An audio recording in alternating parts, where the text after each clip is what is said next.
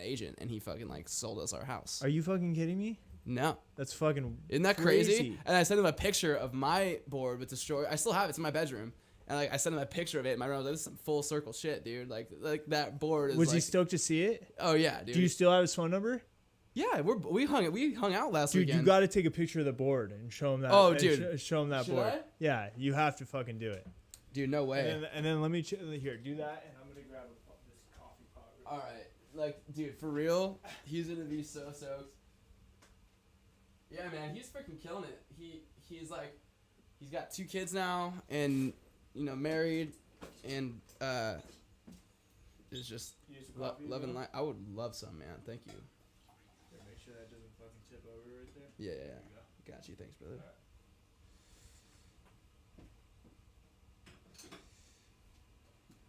Alright, motherfucker, you want to do a stream? You wanna? What's the You want to do link? I will. Let me like put in a. a what? Call to action. You're putting in a CTA on what? Like a swipe up to like watch or whatever. Oh wait, is that? Are you verified? It's if you have whatever how it sounds, but if you have like 10,000 or whatever on Instagram, you can do swipe ups. Really? On Instagram. Mm-hmm. Well, the live is twitch.tv. Twitch.tv /ollenkilledit. /ollenkilledit. Preview link. Make sure that's like right. Yes. Should be yep. fucking right. Let me make sure we're all hooked up on my end here. Muy importante, amigo.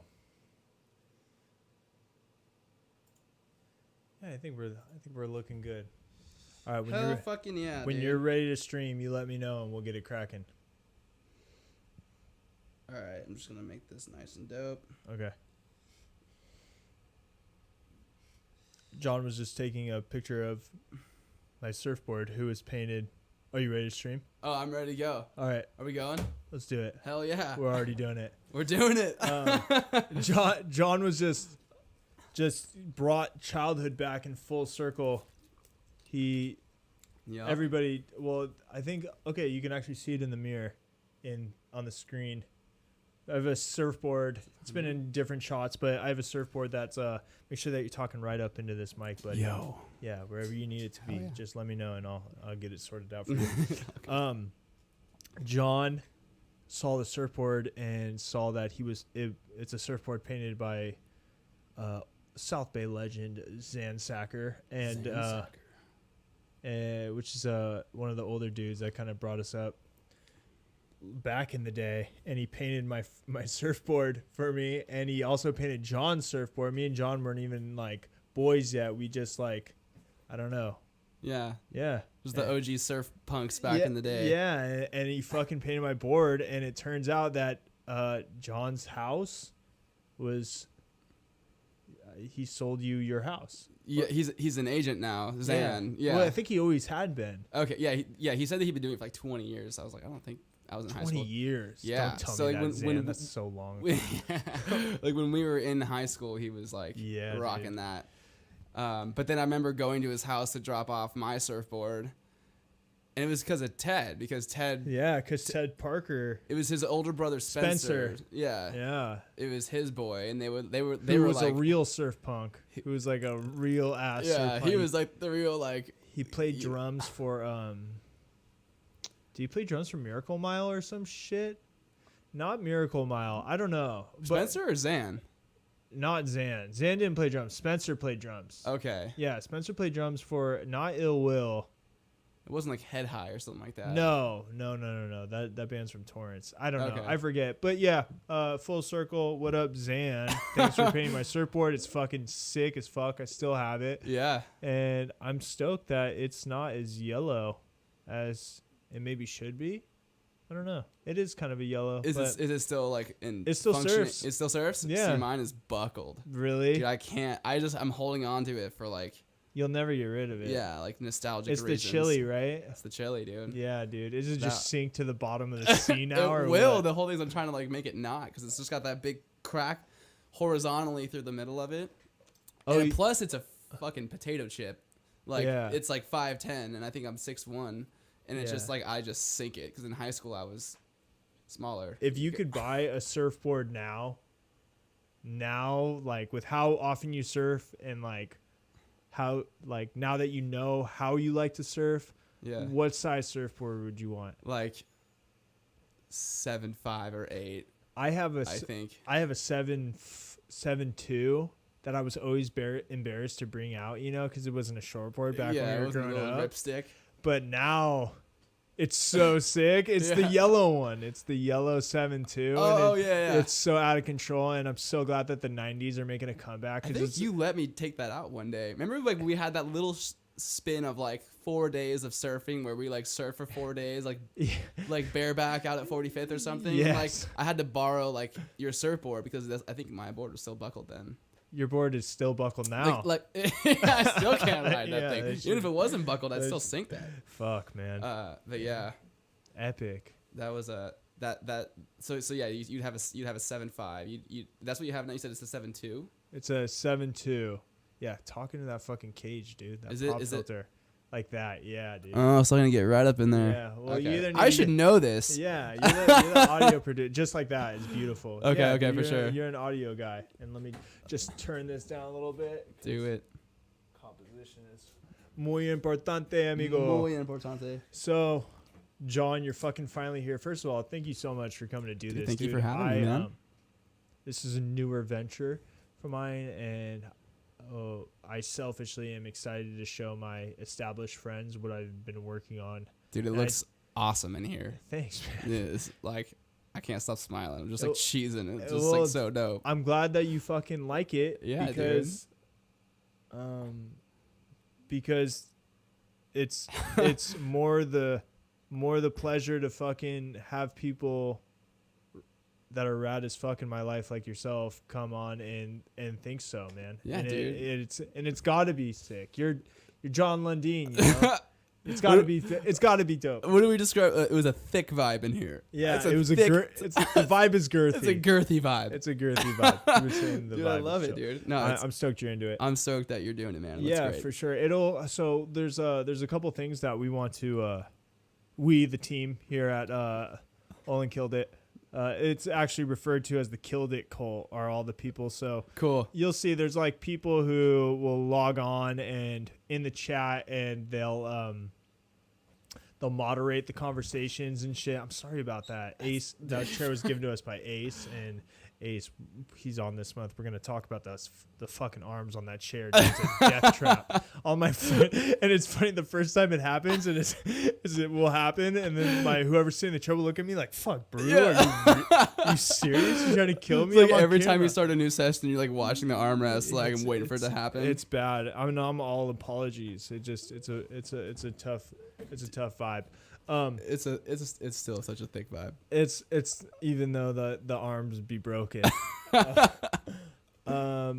We were talking about like potential upgrades for this bitch, and one of them would be another studio or another. I'm sorry, not another studio, another microphone. Oh, cool. I have extender cables, you know, but I'm still trying to figure it out. I'm still trying to figure out if I'm fighting against the latency with this thing, and I don't want to put bigger cables in just yet. So we'll see. But I would, if I can get another fucking, more important than another camera, another microphone would be sick. And then if I can get somebody to come in here who's down enough, could be you, to come in here and switch the camera back and forth based on who's talking.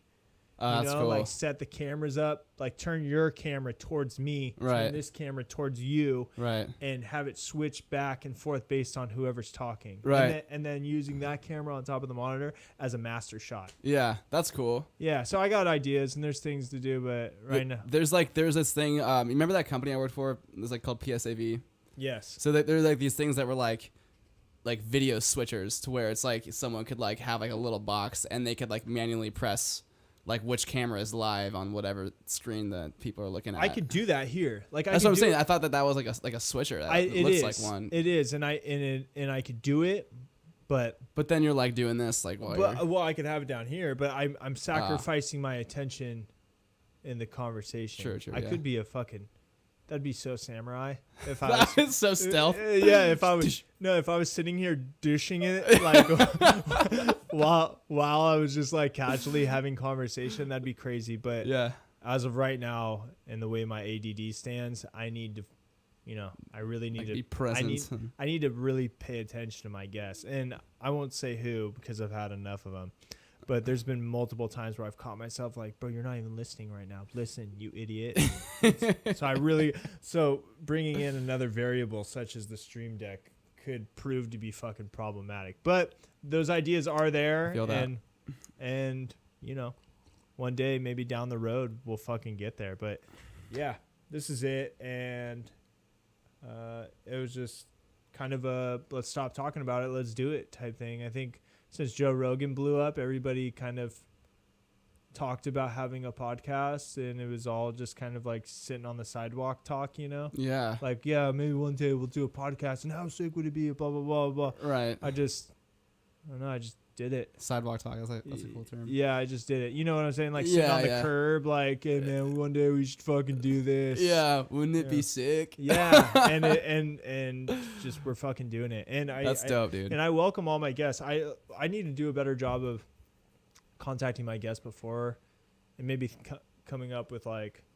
But there's something so prized about just fucking conversation. Yeah, yeah. Well, a theme that I've been talking about lately with most of my guests is that, I think that there's an over convolution of communication right now, but it's like, there's no depth to it. For an example, drop a fucking sentence like that and don't give any fucking background.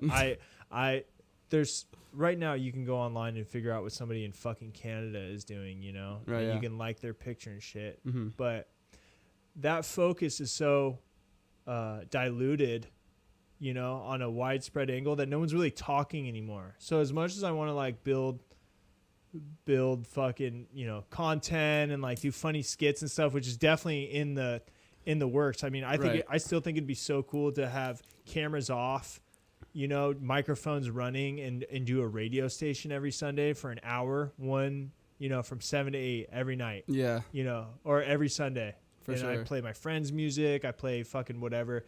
So the ideas are still there. But what I don't want to miss the chance on is a chance to just fucking have buddies over and just old school chat, dude. Yeah, dude. Because that doesn't happen a lot anymore. It's all people are bringing their phones to fucking dinner. And, this is a chance for us to kind of using technology to break away from technology. It's cool. It's like taking a step back, but then like 2 steps forward where you're just like capturing like the conversation, like having the conversation, but then here's the technology. You put the two together. It's just like a form of like documenting. Like, do you listen to Gary Vee? Gary Vaynerchuk. I think like my friend Timmy like showed me like a podcast or two where it's just like the Fire Up podcast where he's just one of those dudes that is like I got a couple Fire Uppers too. Yeah, for sure.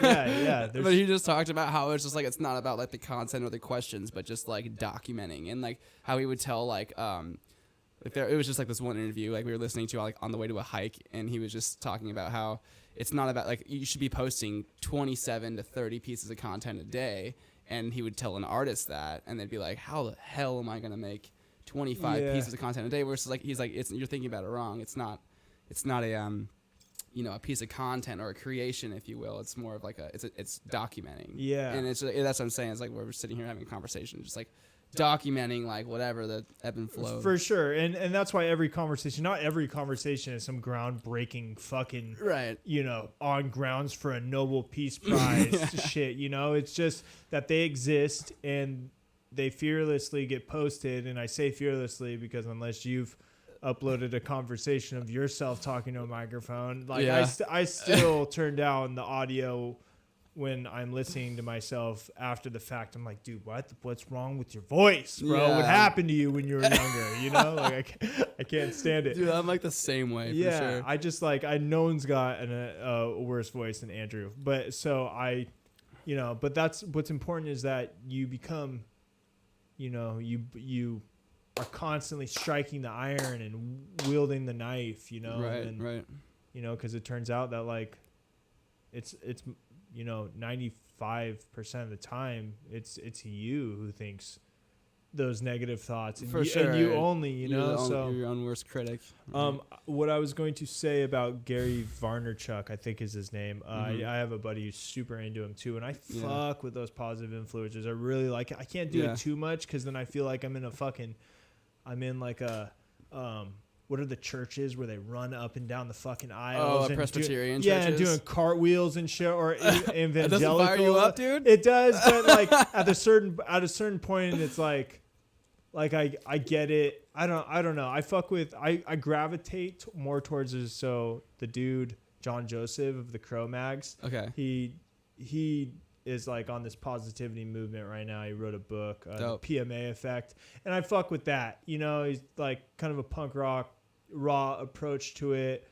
I can only do so much. Like Cloud in the Sky is like, you're the number one champion. I like a little bit of the like. There's a guy Jocko Willink, who is like a SEAL who doesn't sugarcoat shit, you know, more like the get up and fucking go. That's my favorite shit. I love that. I love the get up and go because life is gonna fucking stab you in the back. This is how it is. No fucking excuses. I love that shit, you know. Yeah. And so I gravitate more towards that, but I do understand there's a place for everywhere, and I'm also a psychopath, so I can see that there's people out there that would naturally gravitate more towards, you know, that form of positivity. Right. But what I want to comment on before I fucking muddy this whole thing up is, you know, the posting 30 posts a day documenting, I think that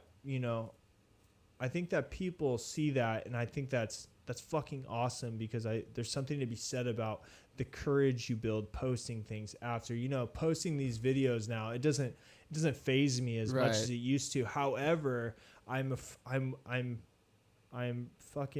hesitant to accept that theory because I think that puts a lot of pressure on people who maybe don't understand that it doesn't, because from me hearing it, I didn't hear him explained, but feeling like, fuck, I got to come up with 30 fucking posts a day. That's a lot of pressure. And like when maybe we should be saying like, hey man, like maybe these 30 posts, whatever it should be, that content maybe doesn't need to be posted at all. Maybe do 30 things a day that are content worthy, you know, but maybe get less off your phone because I don't know. I'm kind of in a position, and Caitlin Zambito agrees with me, and Ryan Rojas proven on the stream, that maybe we're fucking up with these phones, man. You know, maybe this technology is like an anchor to us, and us trying to post 30 things a day could maybe get you in this cycle where you don't know how to fucking not bring your phone anywhere because it's like, no, babe, we're walking the dog. I need to post it. You know? Gary Vaynerchuk. Right. And so he said it, it's probably effective. So yeah. That's Melissa. Now you're seeing that's Melissa. Hey Mel. Yeah. So she'll pop in and she can talk. Giant Andy, our warriors, didn't you know that bear crawl up the stairs backwards for fun? What is she talking about, bro? I'm gonna help you out one more. Some crazy shit. I think that's like interesting, that mindset too of like the whole like, just to go back touch back on that if I may. You fucking may. All right, may I? No, I think it's there's a certain like, I don't know what the word is. I don't know if it's a discipline or if it's like an understanding of like being like, you're not defining yourself through your phone, but your phone is helping you define yourself. Where it's like you're like whatever you may be doing, if you're documenting that much, obviously you're like creating, right? I see what you're saying. Right. Yeah. So it's one thing to be like, I'm creating, I'm a brand, and there's the whole thing where, I mean, I feel like, you know, Ryan's in advertising, isn't he? Like, is he still at Team One? Or is it Team One? I think Ryan in Ryan's at Lexus. Shout out Team Ryan, One. love you, dude. Yeah. I think Ryan though I think Ryan's in Cinemacy. I think Ryan is in one of those things. Yeah, that's if he had it his way, he'd be at every film festival in the fucking world. Right. I'm just asking because like my whole thing with what I was saying was like about like living your brand and just kind of like. And I know that like from an advertising standpoint, I don't know if that's like a thing, but I feel like the people, I think it would be surprising to people that think like, you know, let's like, oh, like, you know, we're so like dependent on our phones or whatever, but like the people that know that like this is just part of my brand or part of me marketing myself or marketing my brand, whatever that is, whatever that might be, you can still go home and put your phone down and be confident in yourself and like your independency and like or your independence and you know, like and that like separation of like, you know, but when those become intertwined and then you become dependent if you're after it for validation. You know what I mean? I think you and Caitlin talked about that yesterday, right? Like doing things for like the validation versus like that love and passion for something. Well, how that got brought up is we were talking about, well, yes, we did talk about that. I was going to bring up another idea, but yes, we did talk about that. And what we were speaking on is that if you do anything for recognition before passion, right, that's a quick fucking way to burn out, man. For sure. That's a quick way to burn out because it's easy to see, you know, the post that gets fucking 200 likes. That's a lot for me. Get fucking 200 likes, blah, blah, blah. You think every fucking post is like that? No way, son. Right, so the only thing that's going to actually fuel what you want to do, right, and I think I said it the best I could, is make sure you love doing what you love doing, because when it's naturally challenged, that's when the people who aren't in love with whatever you're doing, that's when they get weeded out. It's life's way of natural selection. You know? And people pick up on that stuff too. What were we just talking about? Letting your thing define you. Okay, so I agree with that, and I agree with what you're saying, that being confident in your independence to post and put away. I have it up there on the whiteboard, post and put away, dude, because it's kind of it's a tendency, you know, to keep scrolling, you get stuck in that mode. Mm-hmm. But, you know, unfortunately, it's hard to find independence when right now it's hard to not feel defined by how many likes you get. You know, it takes an Obi-Wan Kenobi fucking willpower to take 2 likes like a fucking monk. Man. Yeah. You know, to take a fucking Trey liker, like just fucking, yo, this is a picture. Check out this table I posted. Right. You know, but at the same time, I think there's a medium, right? Like likes, and this is something crazy to think about. There is like an authenticity to the like system, right? I mean, I can't imagine anybody who's like, yo, I built this fucking table, check this shit out, right, and it getting not a lot of likes. That seems unnatural to me, you know? I think that... Okay, yeah. Yeah, I think that the like thing is it gets squirrely when people aren't doing many things and they're posting pictures of themselves, right? You know, because that's easy enough, and not getting that many likes, and maybe that's where the unhappiness is coming from. I don't know. That's so crazy. Yeah, it's. You know what's weird about that is I feel like just the same way the content creators are different in the respect of what they're posting, the likers are like the same. Like one person will go through and like pictures only of attractive people. One person will go through Instagram and like audio gear. Like for me, you'll go through and you follow artists and you'll like art. Yeah. Or people are changing, their moods are changing and their interests change, and like and as posters or creators or whatever you want to call it, like we have this like idea of like a like as like a constant, and like everyone's like is like always equal all the time. And when you get like 300 likes versus like 5 likes on something else or whatever that like might be, it's like completely variance, and like it's like never the same. But like as on this side of things, we're always thinking like, oh, like this is a constant, there's no change. But it's like you still forget that like these are humans double tapping these things. You get some person that's like super into this, some super horny person like liking all these like pictures of like other people like that they're attracted to, or like it could be anything, and it's just like that's just like a factor that I feel like is overlooked. You know, that's fucking brilliant that you say that, and maybe that's the side effect of, well, not the side effect, but that's what's problematic about giving a person who's a person with a phone and a thumb that clicks a thing a number, you know? Exactly.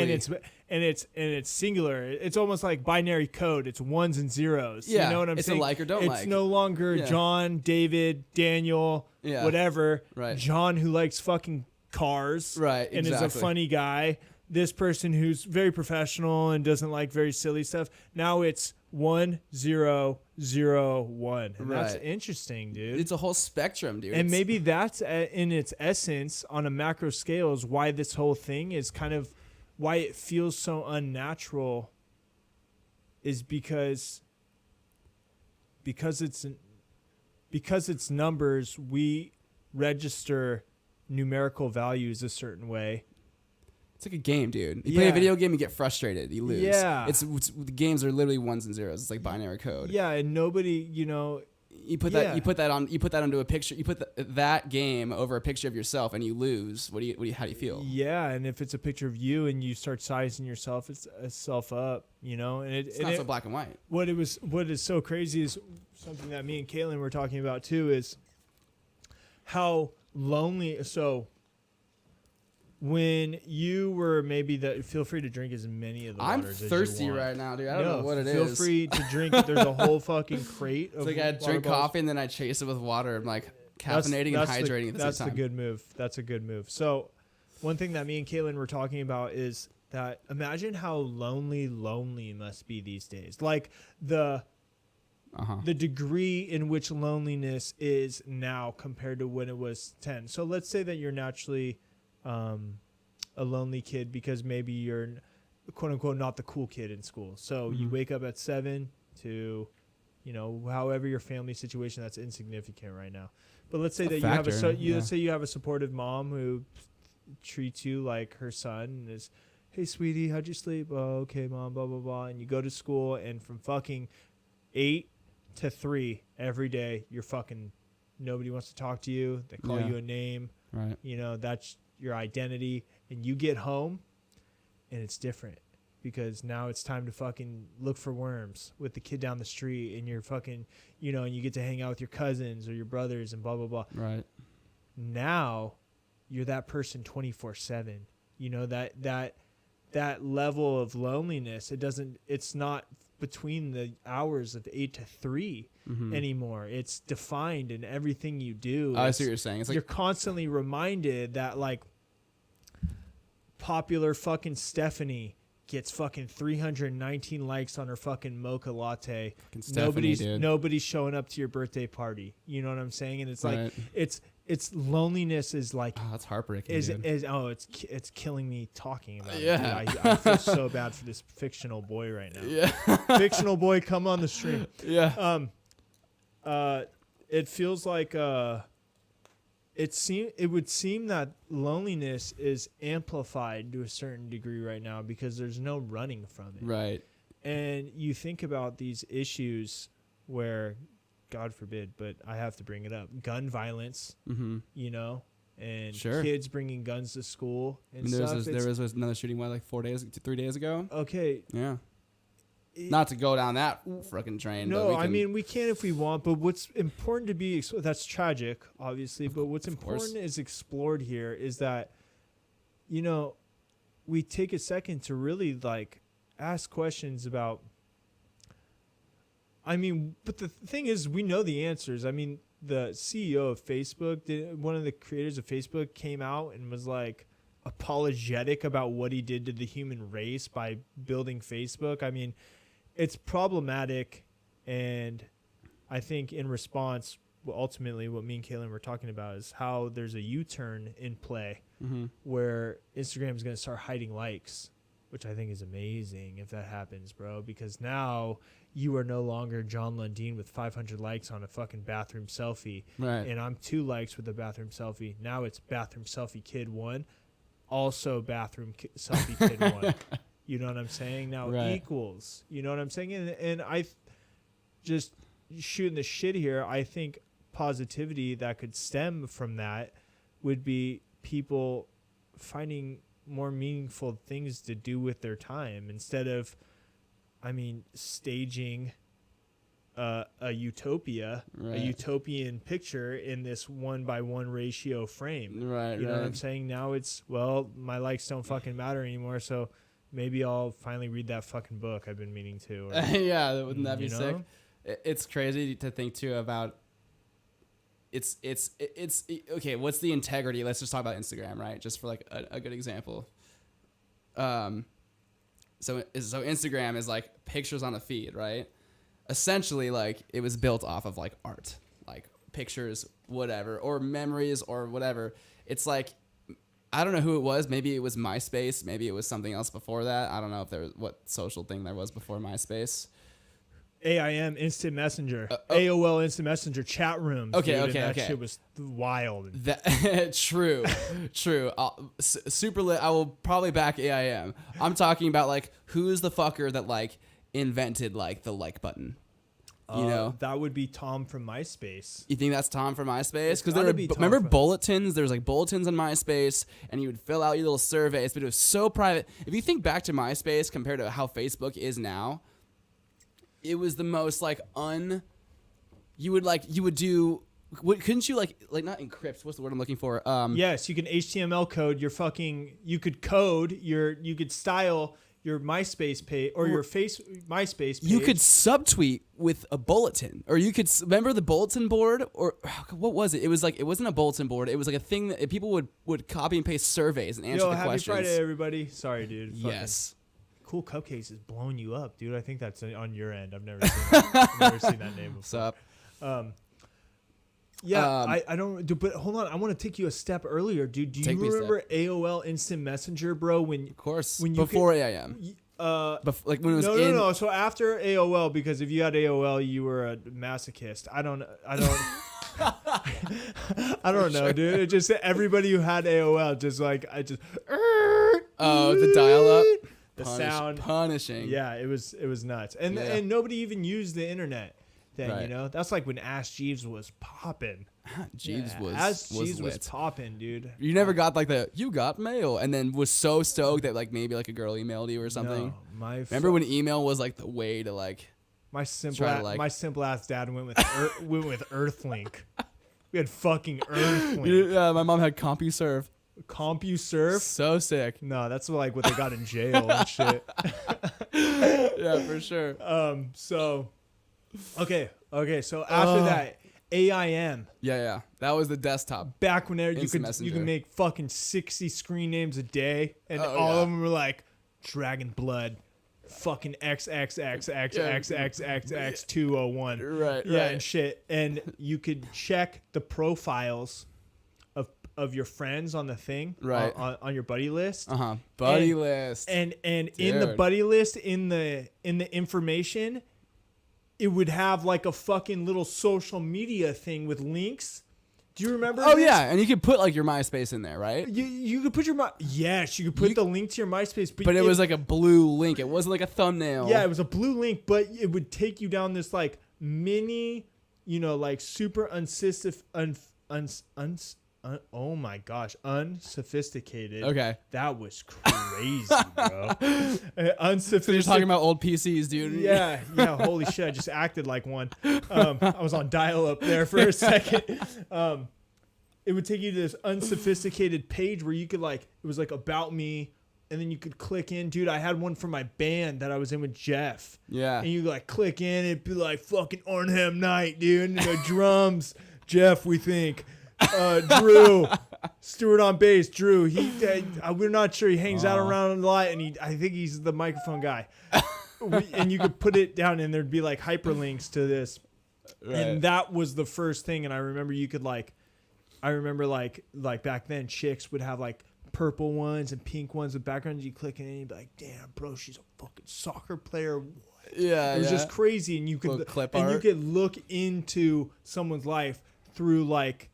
This little, do you know what I'm talking about when you say like the get info thing? Yeah. I mean, they had like, I don't know if you could like right click or anything, their screen name. Yeah, something. Or it was somewhere on would like pop up. Yeah, but that was lit, dude. And was it in the actual chat window, not your buddy list? Not the chat window. So you double click on their name on the buddy list. Okay. Fucking Sick Dragon 69, whatever it was. And then you'd click on it, and the AOL Instant Messenger window would pop up, and you could click like not get info, because that sounds super modern, but it was something along the lines of get info, and like a thing would pop up, and there it would be like 5 links about me, fucking band page, right. Fucking whatever, and you could code it. You could code it to different things, and buddy icons. You could stunt your shit out with a sick ass buddy icon. The ones that were like animated were my shit, yes, dude. It was like the fucking AOL Instant Messenger guy playing bass for CKY yes. and shit. Yes, dude. That guy ruled. Yeah, that guy was in so many bands. It was sick as fuck. I would change my shit every day. Screen names. I had like 70, man. It was like what were those called? There was like a certain ones that were like animated. Buddy. Oh shit! It almost such a throwback. If I don't want to know because I think if I fucking figure it out, I think I like turned to stone or something. I almost thought of it just now, and I got cold. Just stop myself. Yeah, feel a shiver. Fuck. So yeah, there was that, and then MySpace happened, and woo, man, sickest part about MySpace, and I don't know why though. Fuck, no one else picked on it, but the fucking profile song, bro. And if you could find a fucking song with a heavy ass part in the first 5 minutes, so when all the chicks, you were so set. So when all the chicks go to your fucking MySpace, this is fucking breakdown city, dude. Yeah. It was. So you come here, you get intimidated. It was, yeah, bro. You just like you had 5 seconds to sell yourself, bro. And like some people try to do it, like they like you roll in and they got I don't know whatever music was chill back then. My shit was like always some obscure fucking heavy ass shit. And MySpace, Facebook. I remember there was for a cowboy back then or some shit. Dude, like, there was bands I didn't even listen to outside of MySpace player. Like for sure. Oh, it was the it's like shit. SoundCloud now. It was the shit. Pure Volume. Remember Pure Volume? Of course, dude. That shit was cracking too. I think that's someone bought that. I think I've heard about MySpace page songs, and that's fucking cool. You weren't there for MySpace page songs. Fuck, that's crazy. That's crazy. We're not young, bro. Yeah, so we're not young. And I will full disclaimer for everybody in the crowd listening right now that this is an 18 up.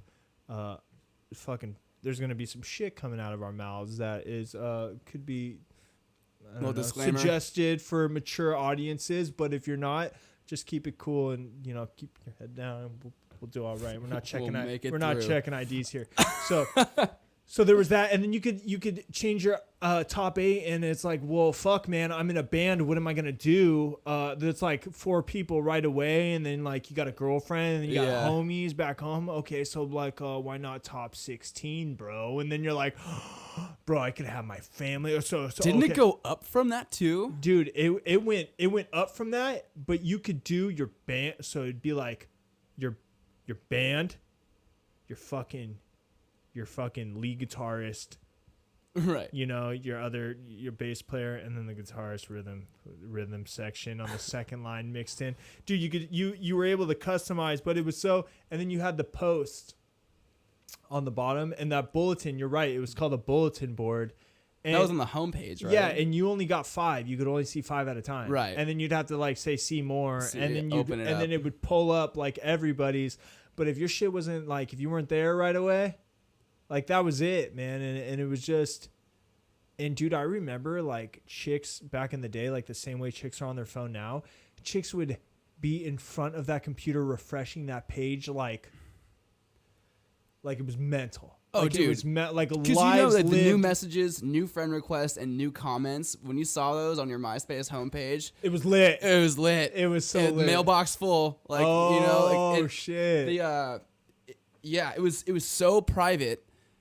like privatized, whatever, in the sense to where like people didn't know who was saying what, and you could comment on people's walls without it being like up, like, oh, John commented on so and so. Because it wasn't on the bulletin board. That's what it is. The bulletin board was strictly like pre-made things. It wasn't like you could start, because you couldn't start a public thread or anything like that. Yeah. It was just like here's a thought, here's a thing. If you want to read it about me, go for it. If not, fuck off. That's fine. Yeah, fuck off. Who cares? Yeah. Look at my top 8. You're not even in it. You're not even in it. You care. Dude, so when Facebook came around, I remember like the first time I started really dabbling in Facebook, I was like, everything is so public. I can't do. Remember, I even feel a vague memory of like you and me like talking about this like a long time ago, and how like I can't literally like scratch my head without it telling all my Facebook friends that I just sneezed or something. So I didn't have one. I was a clinger. I still had I still had MySpace, and right. Everybody was switching to Facebook. Yeah. Everybody fucking who was 16, Well, 17. I was like late to the game too. It wasn't until like college. Well, yeah, and so it was advertised as like a college thing. Right. Remember? Because the wall post was like in college dorms, they would like write on people's doors or walls or whatever. And that's what it. I think that's what it replicated. Yeah, but I didn't go to college. I mean, I did, but I didn't live at one. Me and you went to the same college. We went to the same college with us. There weren't no dorms there. There were no dorms there.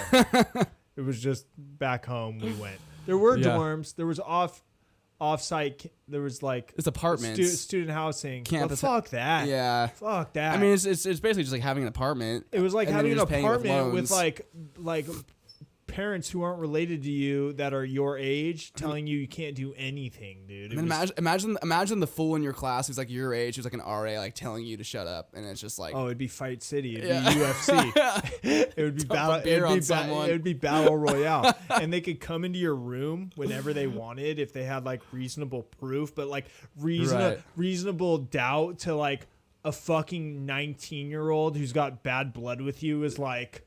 It looked at me weird in the refrigerator. There's heroin in there. We're going in, boys. And then it's war. I'd be so annoyed. Like, God damn it, Greg. What the fuck are you doing in here? You know? I could smell it, bro. Yeah. I could smell the vodka. You don't smell anything, dude. You don't smell anything, Greg. Fuck off. Fuck. No, fuck that, dude. Fuck that shit. And we live closer. But, you know, like.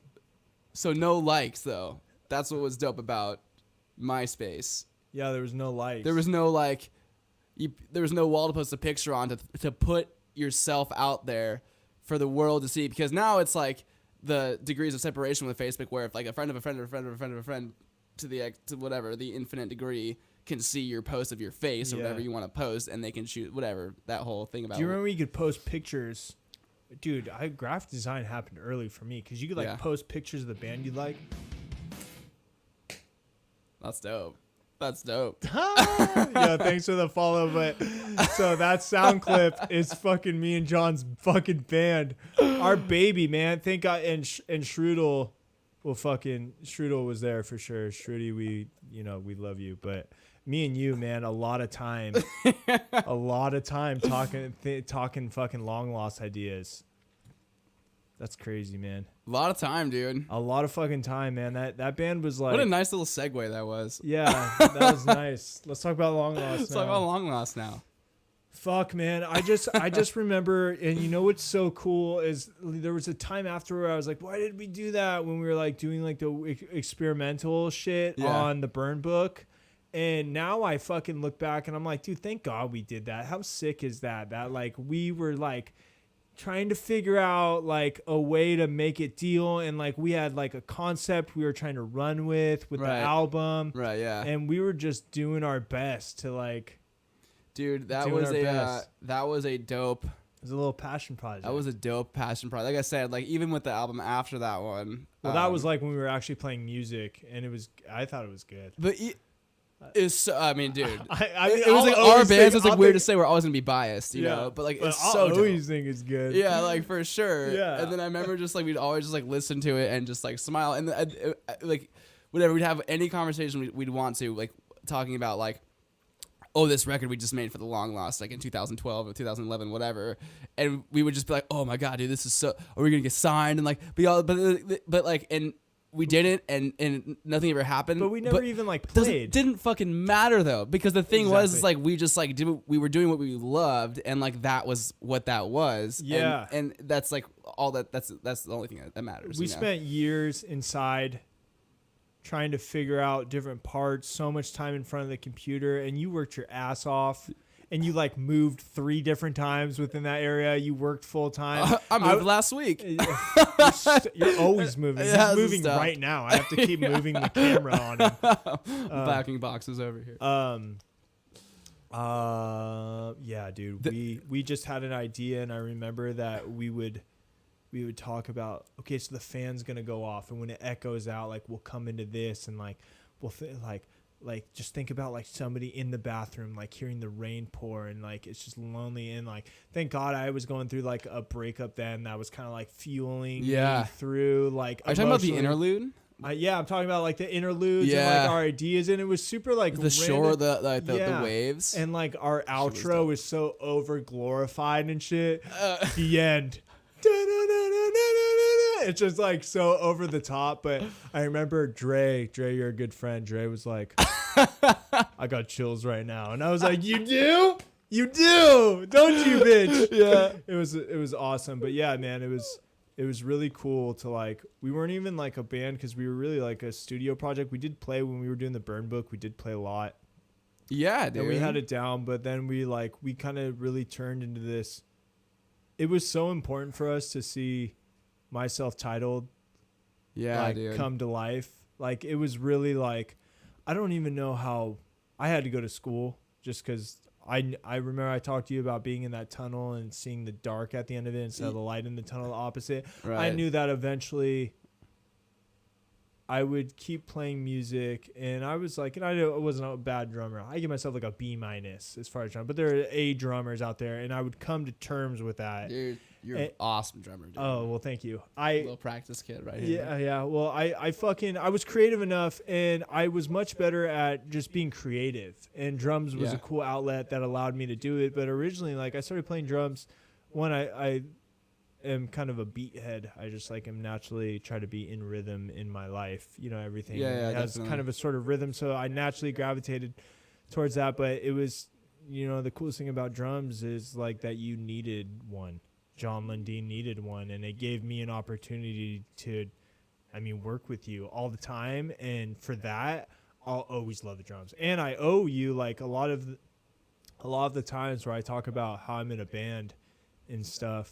Like, I owe that all. I was in hardcore bands and shit, but I owe all of that to you, man. I really owe you fucking, I don't know. Both of us were working hard as fuck, man, but without Jon Lundin. That's so crazy because I'll literally say the same thing about you, dude. Really? Dude, for sure. I swear, like, everyone I talk to about, not to cut you off. No. But I think this is fun. It's funny hearing that because everyone I talk to about, like, you know, I just making like new friends or whatever, and like, oh, okay, where'd you start playing music, yada yada.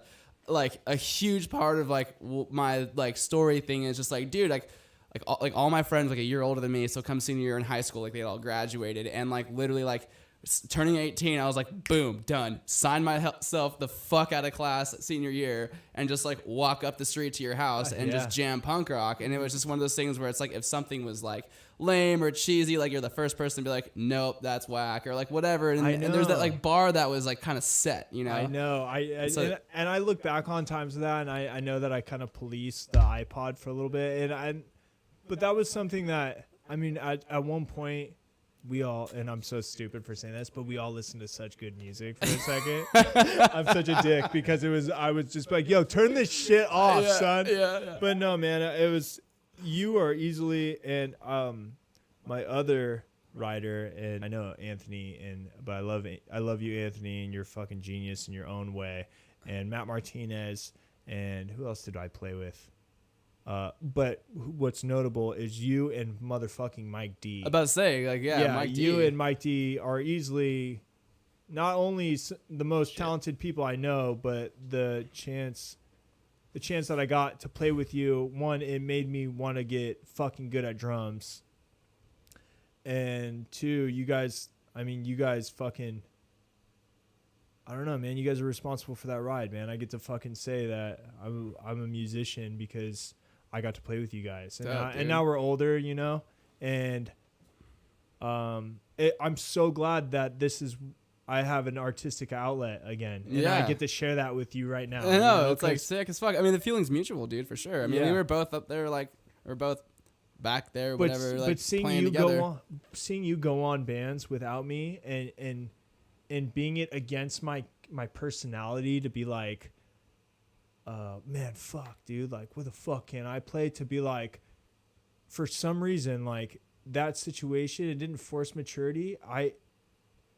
It just happened naturally for me to be like, this is what fucking Jon needs. Like, every time, and you can see it throughout history, is anytime you and Mike D were doing something, it was like I was doing something big. I was like, yes, Yes, like it's so fucking exciting, crazy. And it's, I don't know, it's hard to it was a phenomenon to me to grow with that experience and not feel any like resentment or anything, because I did end up going to school and you were starting bands and you were like, kind of wish you were just the drummer, Drew. Like, could you just learn some drum parts? And I didn't.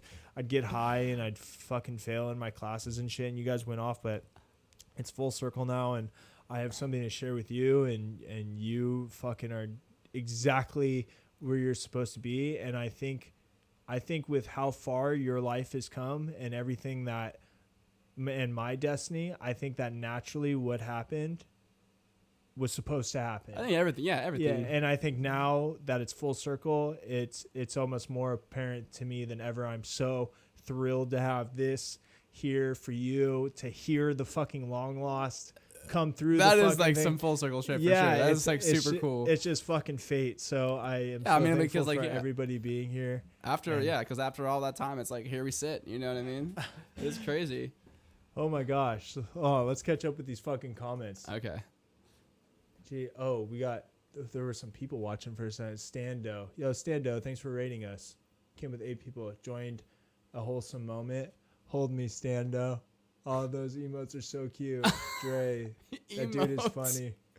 Come here, Nutty Bubbles. Oh, the fucking comment stream's going off right now. Go ahead and push the right of that monitor, and you can turn towards you a little bit, man. This one? Yeah.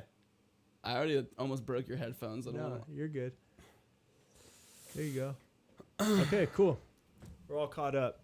Caught up, dude. Yeah, man. Heavy. I'm so glad I got the chance to say that to you, man. Yeah, for sure, dude. Well, that's crazy. Feelings mutual, for sure. Yeah, and that's what's to bring it even more full circle with our conversation earlier, is that's what's so cool about this venue here, is that like it gives everybody a chance to like, I'd go to your shows and shit, but you had to warm up, you know, and then it would be after your show and you have to go watch the next band, and you know, even when we're at the bar, it's time to go get another beer. Oh, okay.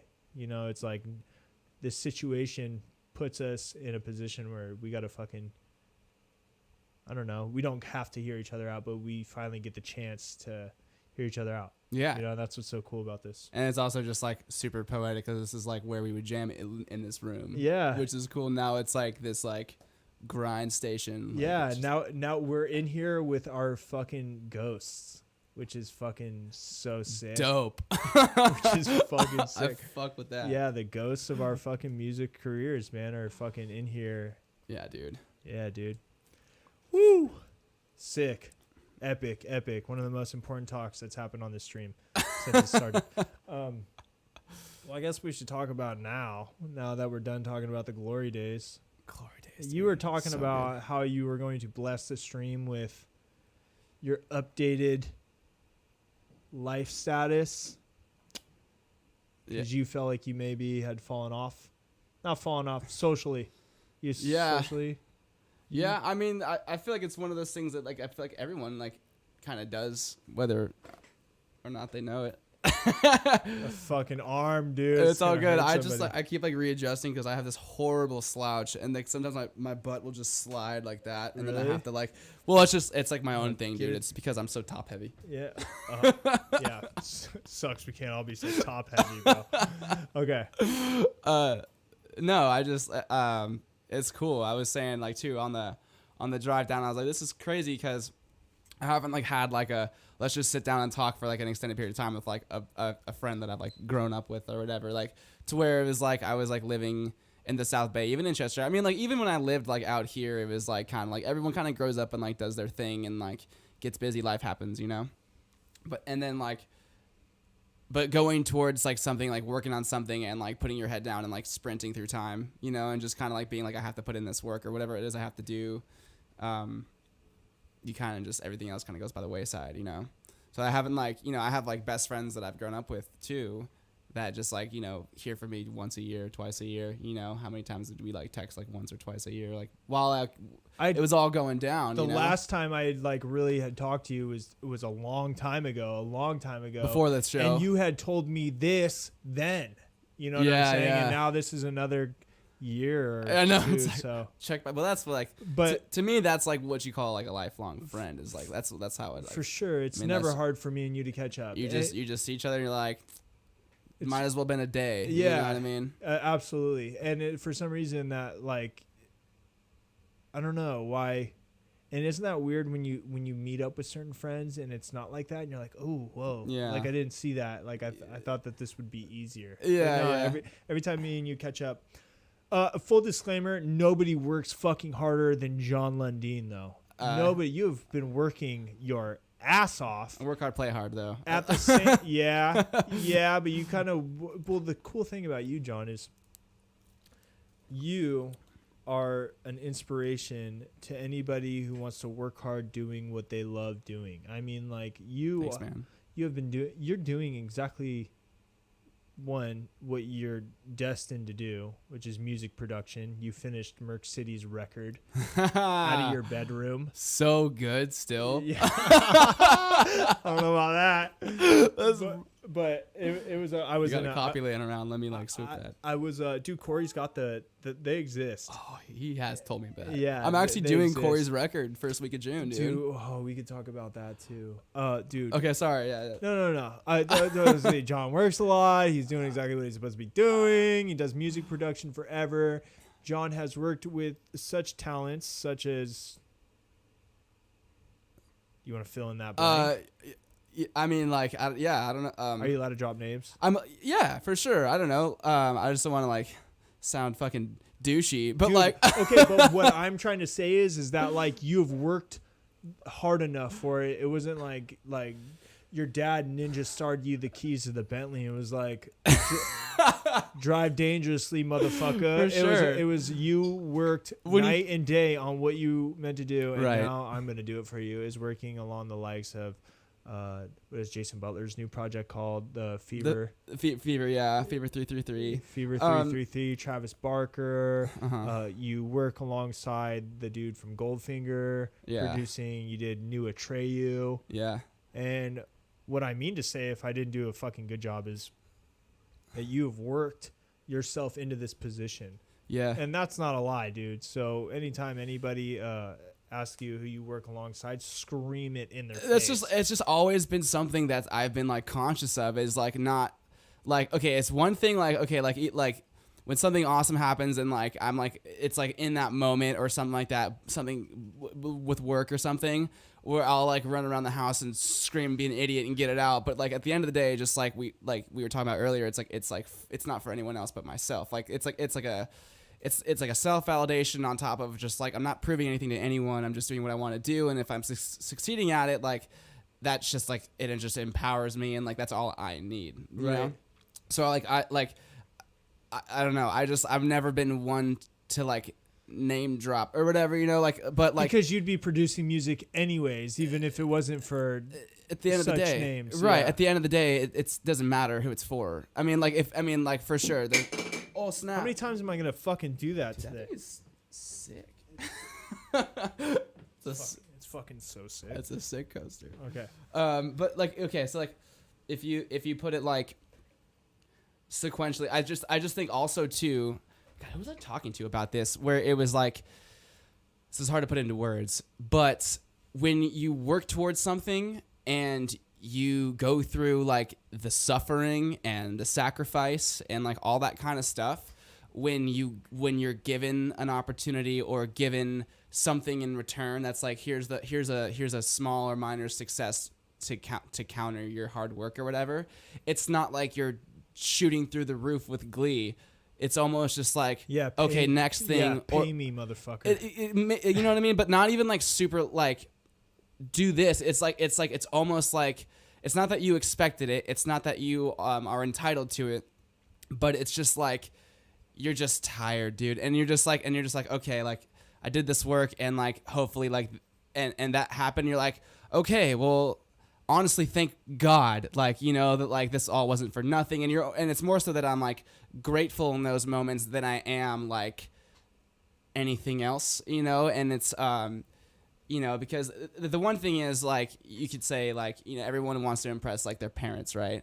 But it's like, there's not a name in the music scene right now that I could drop that either my parents would like know about. You know, if I drop like Wiz Khalifa's name, they're going to be like, sounds cool, you know, or something Wiz. like that. Yeah. It's like some like crazy shit, but it's all just like I don't know. It's at the end of the day, it's like all for yourself and for me. And I think the sacrifice and the struggle and it's a given. I feel like the whole, like, you know, if you don't work hard and don't suffer and don't sacrifice and literally fuck off from the world for like however long it takes to just focus and drive yourself, you know, it's not the same feeling. Whereas someone that doesn't do any work for it, or someone that's like, you know, just entitled or like expecting something to kind of just happen, when it happens, that person will shoot through the roof. Because it's like winning the lottery. You know, you buy a lotto ticket, you spend $1, but you win $2 billion. It's like that kind of thing where it's like, but if you invested a 1.5 billion and then win 2 billion, you're like, all right, like you're just chipping away at it. You know what I mean? And like, right. You know, the next lottery will come, whatever, and you invest more money or time or whatever. So that's like my take on. That's why I was never the guy to like, I don't know, I would never like bring my girlfriends to like shows, and I never tried to like be like, oh, I'm like this like singer of a band. It was always like I would play to no one and I'd be fine with that, and I would play shows and I would do things and just I don't tell anyone a lot of things, you know. It's like there's a lot of stuff happening that like is just in here right now with the career and stuff that it just doesn't fucking matter to anyone else, you know what I mean? It's all because that's what it's always been. That's the one thing that I pride myself in, is that everything I do is for me, you know what I mean? And I'm not trying to like impress anyone. And I think that at the end of the day, I could be sitting in a room yesterday doing some crazy track for some crazy person, but in my head, I'm still like a 14-year-old Jon Lundin making like what I think is good. Because when I was 14, I was making what I objectively thought was good, which it wasn't, you know what I mean? And like all this stuff is like a learned trait. You know, Ed Sheeran talks about that too, where he plays a little clip of himself singing and it's just like dog shit, but it was just like he worked at it, you know? And so that's just like, that never changed. I think I told myself when I was very young, excuse me, that like, it was like when I had like my first acoustic guitar, it was like, this is like the one thing that I'm going to never stop doing. I'm going to stop surfing probably. I'll stop skimboarding. I'm going to stop like playing these sports, like whatever it was that I was doing in the moment when I was younger. But it was one of those like timeless things where I was like a little kid. And I remember mentally telling myself like, this is the thing that's going to go to the grave with me and I'll never, ever stop. So I like didn't. And so that's why it's like now that I'm still doing it, I still feel like a kid. I still feel like, you know. You're keeping your word to yourself. Yeah, you hold yourself accountable. Like if you let yourself down, that's like the gnarliest fucking shit in the world. I feel like I wouldn't wish that on anyone, you know. It's like but again, like I am a gnarly critic with most things. I am the most insane critic to myself, you know. Where it's like I could have these crazy goals or achievements, and like I'm just like not good enough. Like keep going, like not good enough. You know what I mean? Don't post that. No one cares. You know, like where it's like, but. It's like a gift and a curse because like while I'm never like whatever satisfied or have made it in my mind, it's like it keeps me pushing forward. So it's kind of like this rock in a hard place vibe. You know what I mean? Hey, Kenzie! I'm leaving, but I Oh, you look pretty. I was like outside waiting. Let everybody digest that. There's a moment in there. Where was the I'm moment? good. What's up? Bye, baby. Hi and bye. How is your day going? I'm so sorry. Just lipstick my grill. I just wanted to say hi because I love you. Yeah, it's good to see you. Love you too. Are you guys having fun? Yeah. No. I was like, yeah. This is dope in here. Isn't it sick? It's crazy. It's a cool setup. All right, I'll let you guys All right. I love you. Bye. Bye, Kenzie. What's up? Bye. I don't know. I didn't want to like rush her out. No, she does. No, she's on her way out. Forever. No, at the same time, I've been doing this. She's also has been kind of doing this, so she kind of knows that. No way. Yeah. That's Well, cool, man. well, she hasn't been doing it, but she understands. She knows that it's the stream's live, and she'll fucking. But I don't. She can hang out for as long as she wants. She just feels like she needs to say what's up and get the fuck out of It's here. good to see her. That is wise as fuck of you, Jon Lundin. It's very interesting that you do so much and how little, you know, and that's noteworthy, how much little gratification you take home from your things. It's just little notches in your belt. Yeah. And I genuinely get the feeling that you're running a race you're running this race, whatever this race is, against yourself, which is an uncommon thing. You know? What's your end goal with your mentality? So I don't know, dude. It's a never-ending feat. Yeah. I feel like if I knew, I would. Maybe like. You're not supposed to, man. For sure. Like know, my whole thing is I was at some event sometime and everyone was talking about like finding purpose in things, right? And you mentioned how it's like, giving back and charitable giving is a huge part of fulfillment for you. Yeah. Yeah. So, it's kind of one of those things where it's like, okay, I'm doing what I'm doing. How do I find purpose in it? Because it's like, it gives me purpose. It does. It fulfills me. And I feel like I'm doing what I'm supposed to be doing when I produce and everything. But it's just like this like bigger picture purpose thing. And someone once said like, it's like, why are you tripping? Why can't you just let like your purpose find you instead of like you like spending your whole life trying to find it, And it kind of just like was a thing, this moment of just like, all right, like, just kind of going with the motion, but also like maintaining that like personal drive against myself or that criticism against myself. Two things. I will say that no one has worked harder on you, but I will say that not everybody has been smart enough to make the promise to themselves when you're younger. My older brother is the same way. Alex told himself he was going to be a pilot. Yeah. When he was 4 years old or some shit. That's dope. And he's a pilot now. Yeah, I mean that's just insane. And I, on the other hand, live my life kind of swimming around trying to figure out what I really, really love doing. Mm-hmm. And it turns out that my passion is celebrating that I've spent all this time, flailing. I've loved doing, like, trying to figure out what I love doing because, right. I mean, I get to use all those experiences and all those connections I've made to have people on to sit and talk. I've been in plenty of situations when I tried to rock climb and I met new friends. Yeah. When I was golfing, I met a certain circle of friends. When I was surfing, when I was, hanging out in the southern cities in the South Bay, more southern cities in the South Bay. So it's kind of, I feel like there's two different mentalities in life here. I've always envied people like you who knew their calling. Mm-hmm. Like when I was trying to figure out what I should do, it's panicking not knowing what the fuck, it's that unknown is the gravity of that is heavy, feeling like you don't have a purpose. As for you, I think your purpose for you is fulfilling the promise you made to yourself a long time ago. For sure.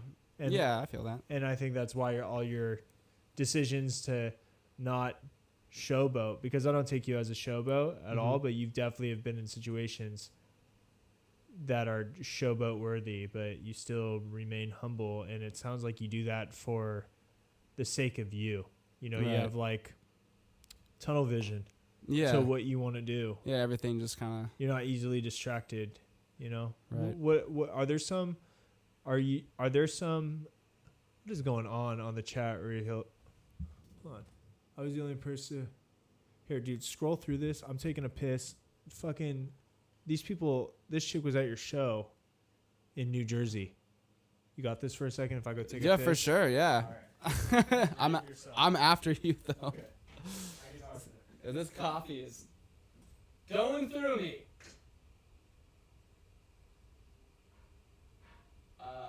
I'm trying to go through this chat.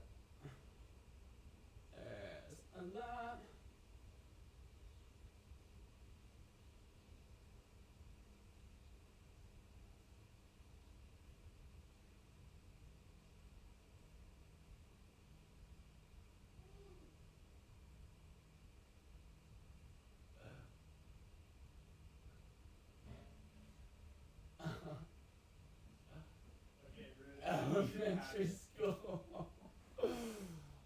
Dude, they fucking having their own stream chat or what, dude? Extreme. What's going down? The tour was great for us, and sorry we couldn't say bye.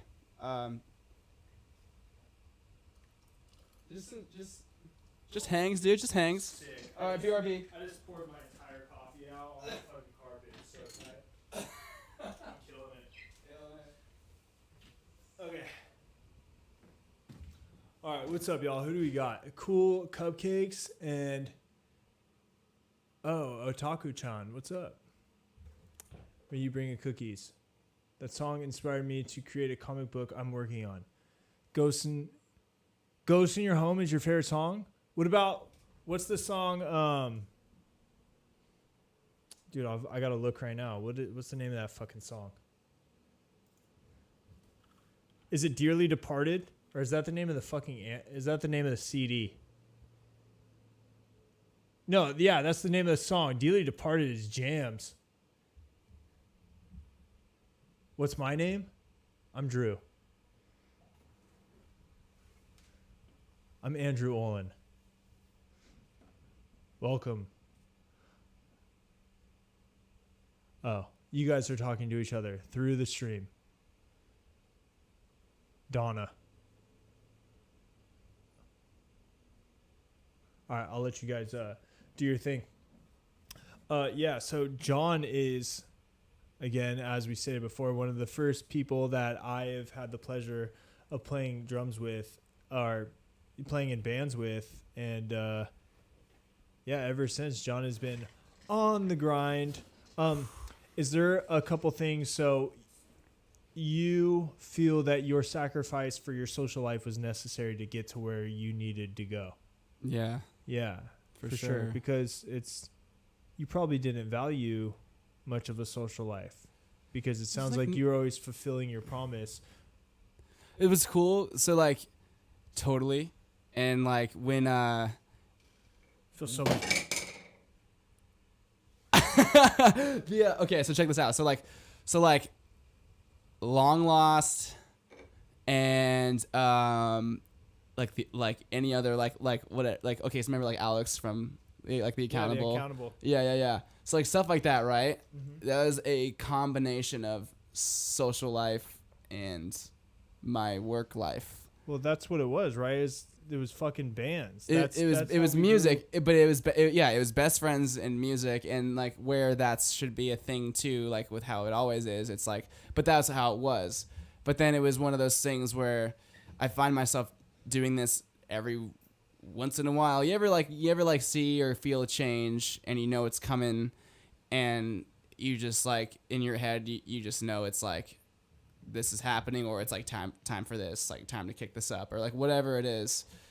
For sure, here we go, right? The most fire up thought to have. Yeah. So like I fucking fired it up, dude. so I don't know. I am the type of person that like thrives off that like thought process, and like if I sniff that from like a mile away, I like sprint towards it and I embrace it, because like I think that like you can't grow without change, and you can't like, I don't know. So like, and it's just like, when did you realize all this? Like, were you doing this kind of shit? Did you have tendencies of doing this in your childhood? I don't think so. I think it was like after college, man. Like, I don't mean to break it to you, but you're kind of on some next level shit, and it was kind of happened. Like the way you're talking to me, like about the way you grew up, is like shit that a 45-year-old would talk about, like being an entrepreneur. For sure. You're different, bro. Thanks, dude. Your shit is different, and I don't even think you fucking realize that. I'm sitting here listening, and like I don't think you even understand that the rest of the world has struggled to figure out what their passion is. You're part of like a percentile that has known what they're supposed to do. Number one. Number two, the fact that you don't give a shit what anybody thinks. I believe you. Yeah. Number one, but that's also psychopathic. It's nuts. People dude. have called me a psycho for sure, and people have called me a sociopath and all that fun stuff. You just have your priorities fucking figured out, and maybe, and I know your father is a hard worker. So yeah. Maybe these are things installed to you. I don't disagree with that for sure, man. Yeah. Like yeah, dude. Well, the thing is so here's this whole thing. I'm trying to put this into a I sentence. feel so much better after pissing. I usually try not. I usually try not to do that. The in the middle seal of the stream, broke but for me, Jesus, man. I was gonna die, dude. Holy fuck. Okay, so like having it figured out, or like knowing like what I'm gonna be doing. It wasn't like oh, I know that this is me, or I know that this is what I'm supposed to do. It was a conscious choice. was like, I choose this. And I stuck to it and committed myself, as opposed to waiting for something to tell me that this is what I'm supposed to be doing. So like, I loved music. I made the conscious decision to make it my life goal, as opposed to not doing music, and maybe something with music would work out, maybe it wouldn't. I deliberately made a choice, not so much like realize something. Do you know what I mean? Yeah. Do you ever have any close calls where you're like, man, fuck this, dude, I'm gonna get into pottery? Every fucking day, man. Every day, I'm like, dude, I am just like a phone call away from fucking end and all. Like, just, you know, not like it's crazy, but like not doing music. Like, I've had so many run-ins, man. Like with my girl too, where I was just like, I want to like give her like this life, or have this steady paycheck, Yes. or have a family. Like all these things like come into play, and there are times, dude, when like everyone else is like for sure, like, you know what I mean, like it's okay to like stop and like give yourself like that breath. And but who's the last person you got to convince? You. Yeah, but dude, you I have a belief that you start dying when you do that. You know what I'm saying? Mm-hmm. And I don't see any scenario where you're like, man, so glad I gave up my glad I gave up my childhood promise. Yeah, for sure. This rules. Oh, Timmy shit on the fucking bed again? Yes. You know, like I get that now, and I had never had something like that before, but this I'm way too excited about this, and dude. What's scary about me though is I phased in and out of everything, right? You know, and so there's a part of me that's like, what are you, just old Andrew? Are you tired? You tired, fool? Don't do it today. Don't do it today. And I'm like, no, fuck that. This isn't a phase. Oh, that's crazy. I have to like fight against myself, and half the reason I'm sober is to solidify that shit with myself. Is because it's like, hold yourself accountable. I'm cutting shit. I'm fucking doing this. I don't give a shit what I say.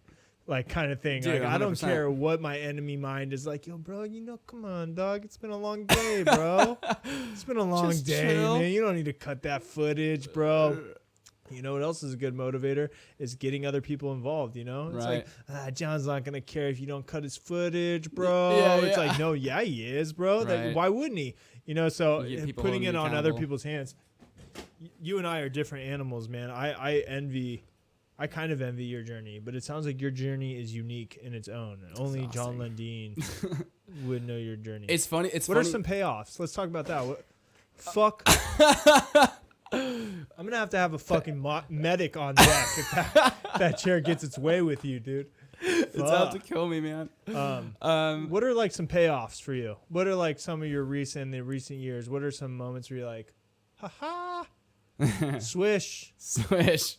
There's been a few there's been a few, dude, and it's been like there's been moments where it's like it's all worth it, and there's been moments where it's like this shit ain't worth it. You know what I mean? Yeah. Do you feel like you need those?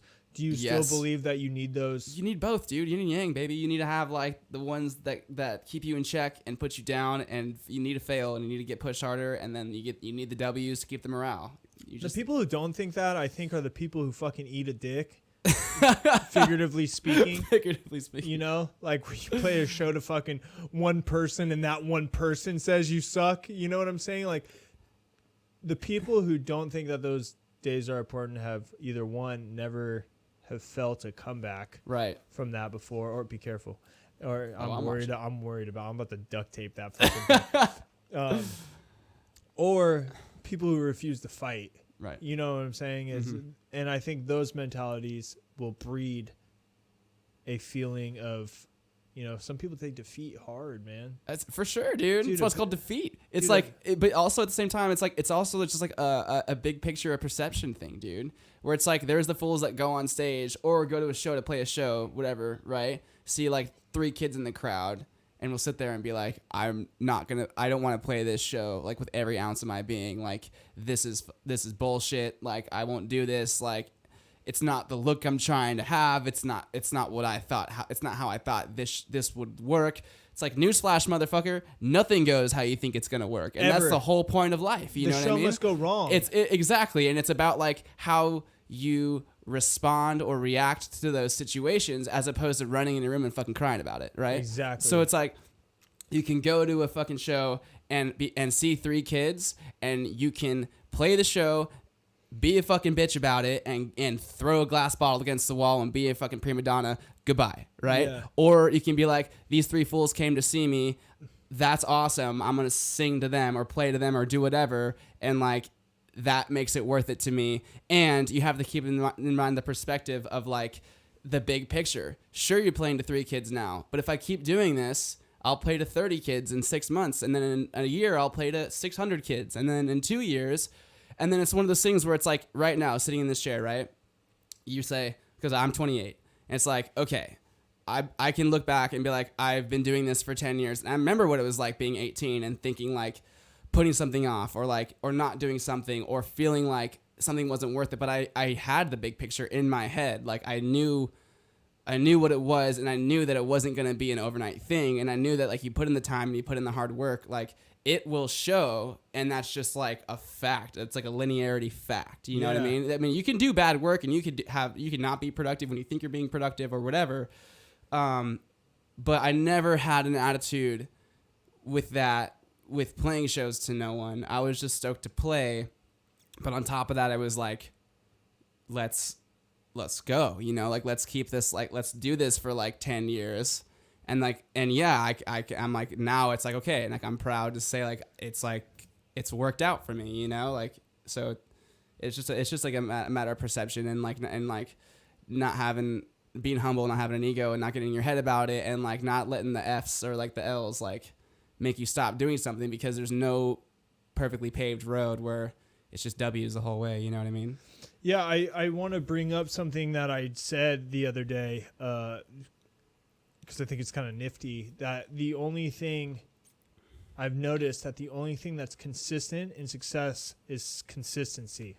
Mm-hmm. You know what I'm saying? For sure. And it seems like the people who go out there and seem to win have showed up to every game, figuratively speaking. Right. Win, loss, whatever. You know, right. I find it very improbable to be somebody who goes out there and tears it up, maybe fucking blows one night or a lot of nights. It is improbable to see that there is not progress to be made. And you know what's for me, I didn't have the same situations you did. Everybody's got a different situation. But you know what is a good fundamental building block for that kind of mentality is the gym. Yeah. You know, the gym. For sure. Because it doesn't happen overnight. Yep. And it's something subtle. It happens with you, and something that's really discovered when you're changing and in front of mirrors and stuff. But, right. But going to the gym, I used to weigh 220 pounds, bro, after when I was 19. And I'm 178 now. Hell yeah, dude. But that a long time ago.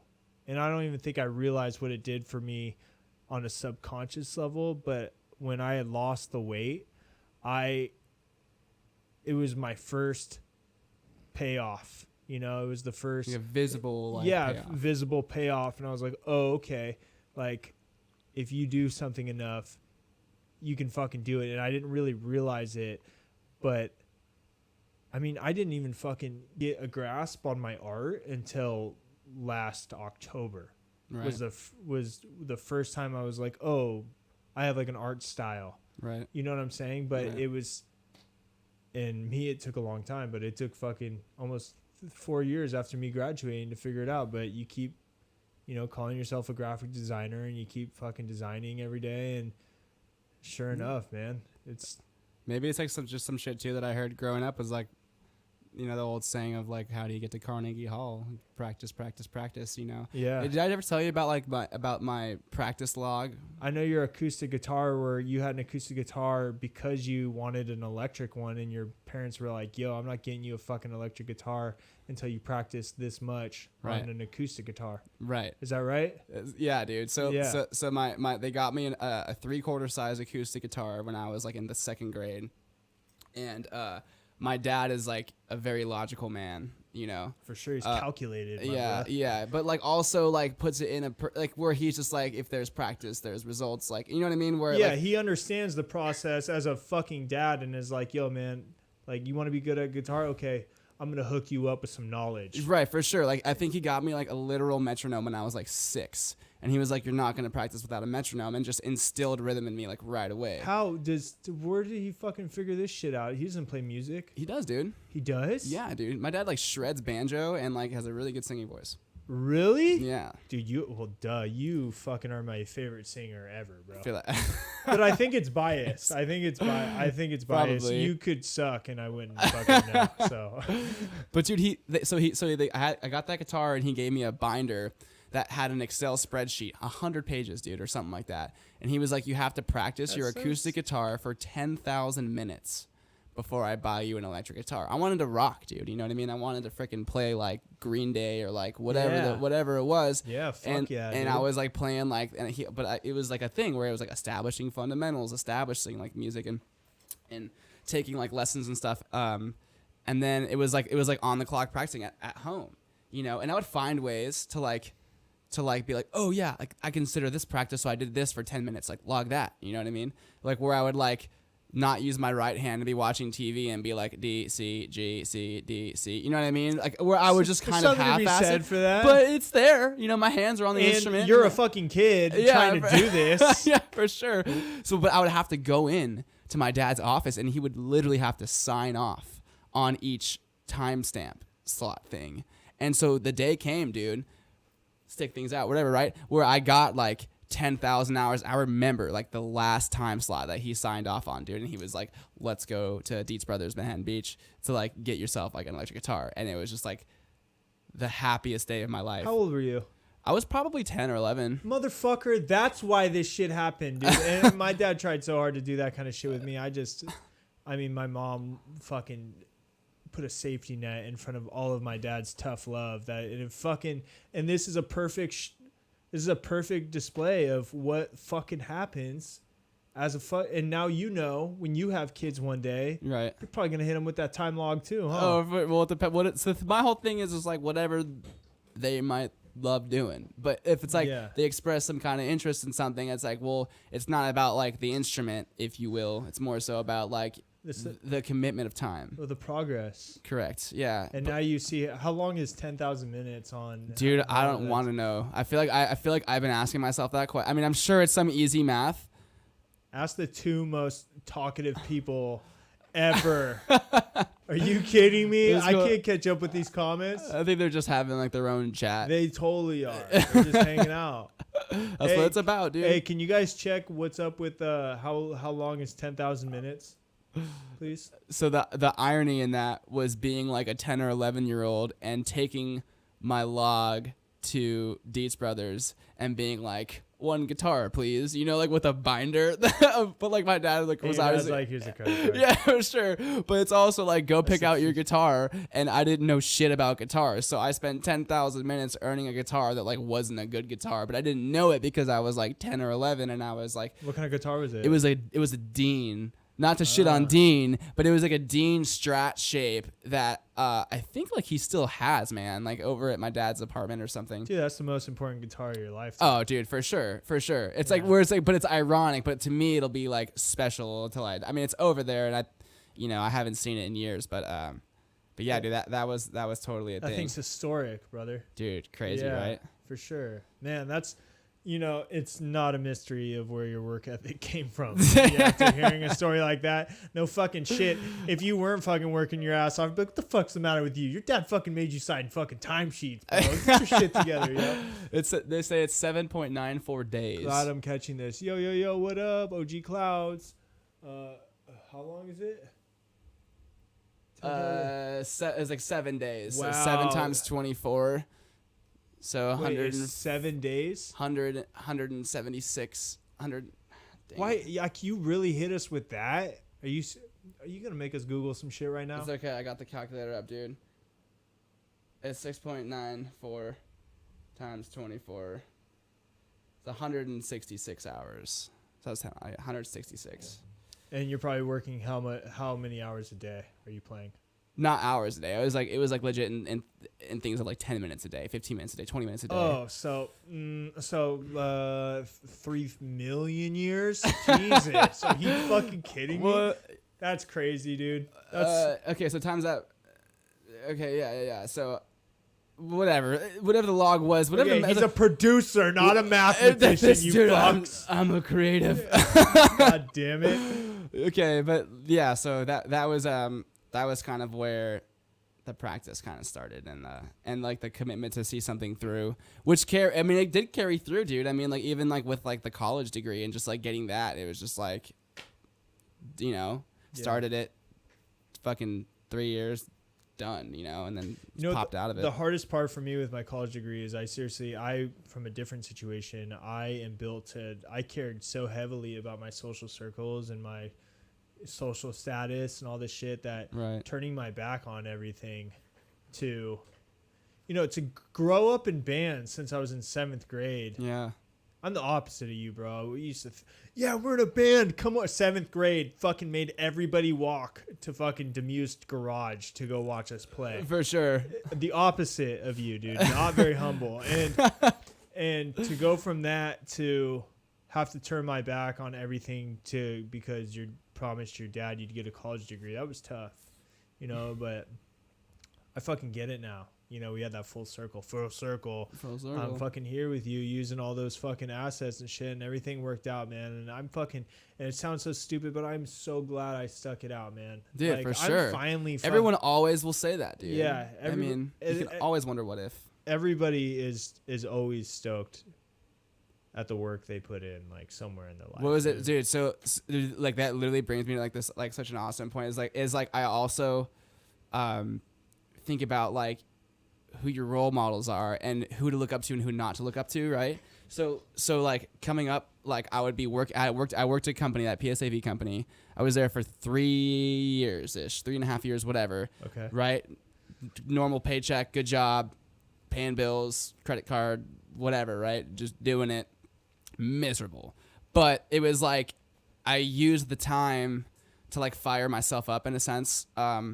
To where I would just be like watching speeches and like watching like commencement speeches or something, or watching like it was when TED Talk like first kind of like started, you know what I mean? And like everyone was just kind of like getting, I don't know, it's like the internet just fired up for like a solid 2 years of like all that kind of shit, like way before Goalcast people or like started whatever. sharing knowledge exactly on the internet. It wasn't like just dumb shit. It wasn't just like porno and fucking yeah, for sure. MySpace shit anymore. So there was like speeches that were just going around, and honestly like and okay, so my whole thing is too is like if someone's doing something or someone's succeeding, they're doing something right.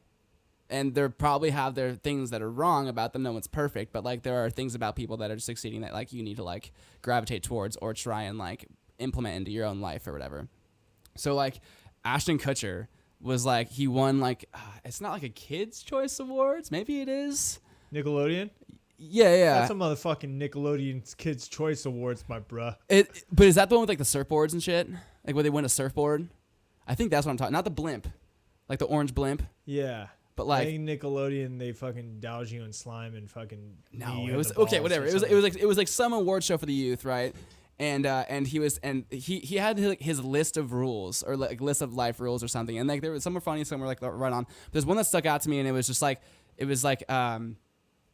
he said opportunity looks a lot like work, and it's like people will get opportunity, but because it's work, or like because it's like daunting or whatever, like will stray from it or not want to do it, but don't realize that like that's the opportunity. The opportunity isn't some free thing that comes along or whatever. And then, so that's dope, right? Right away, I'm just like, I'm fucking feeling fired up, dude, for sure, right? And that's just like, I might fuck around and start a stream tonight, bro.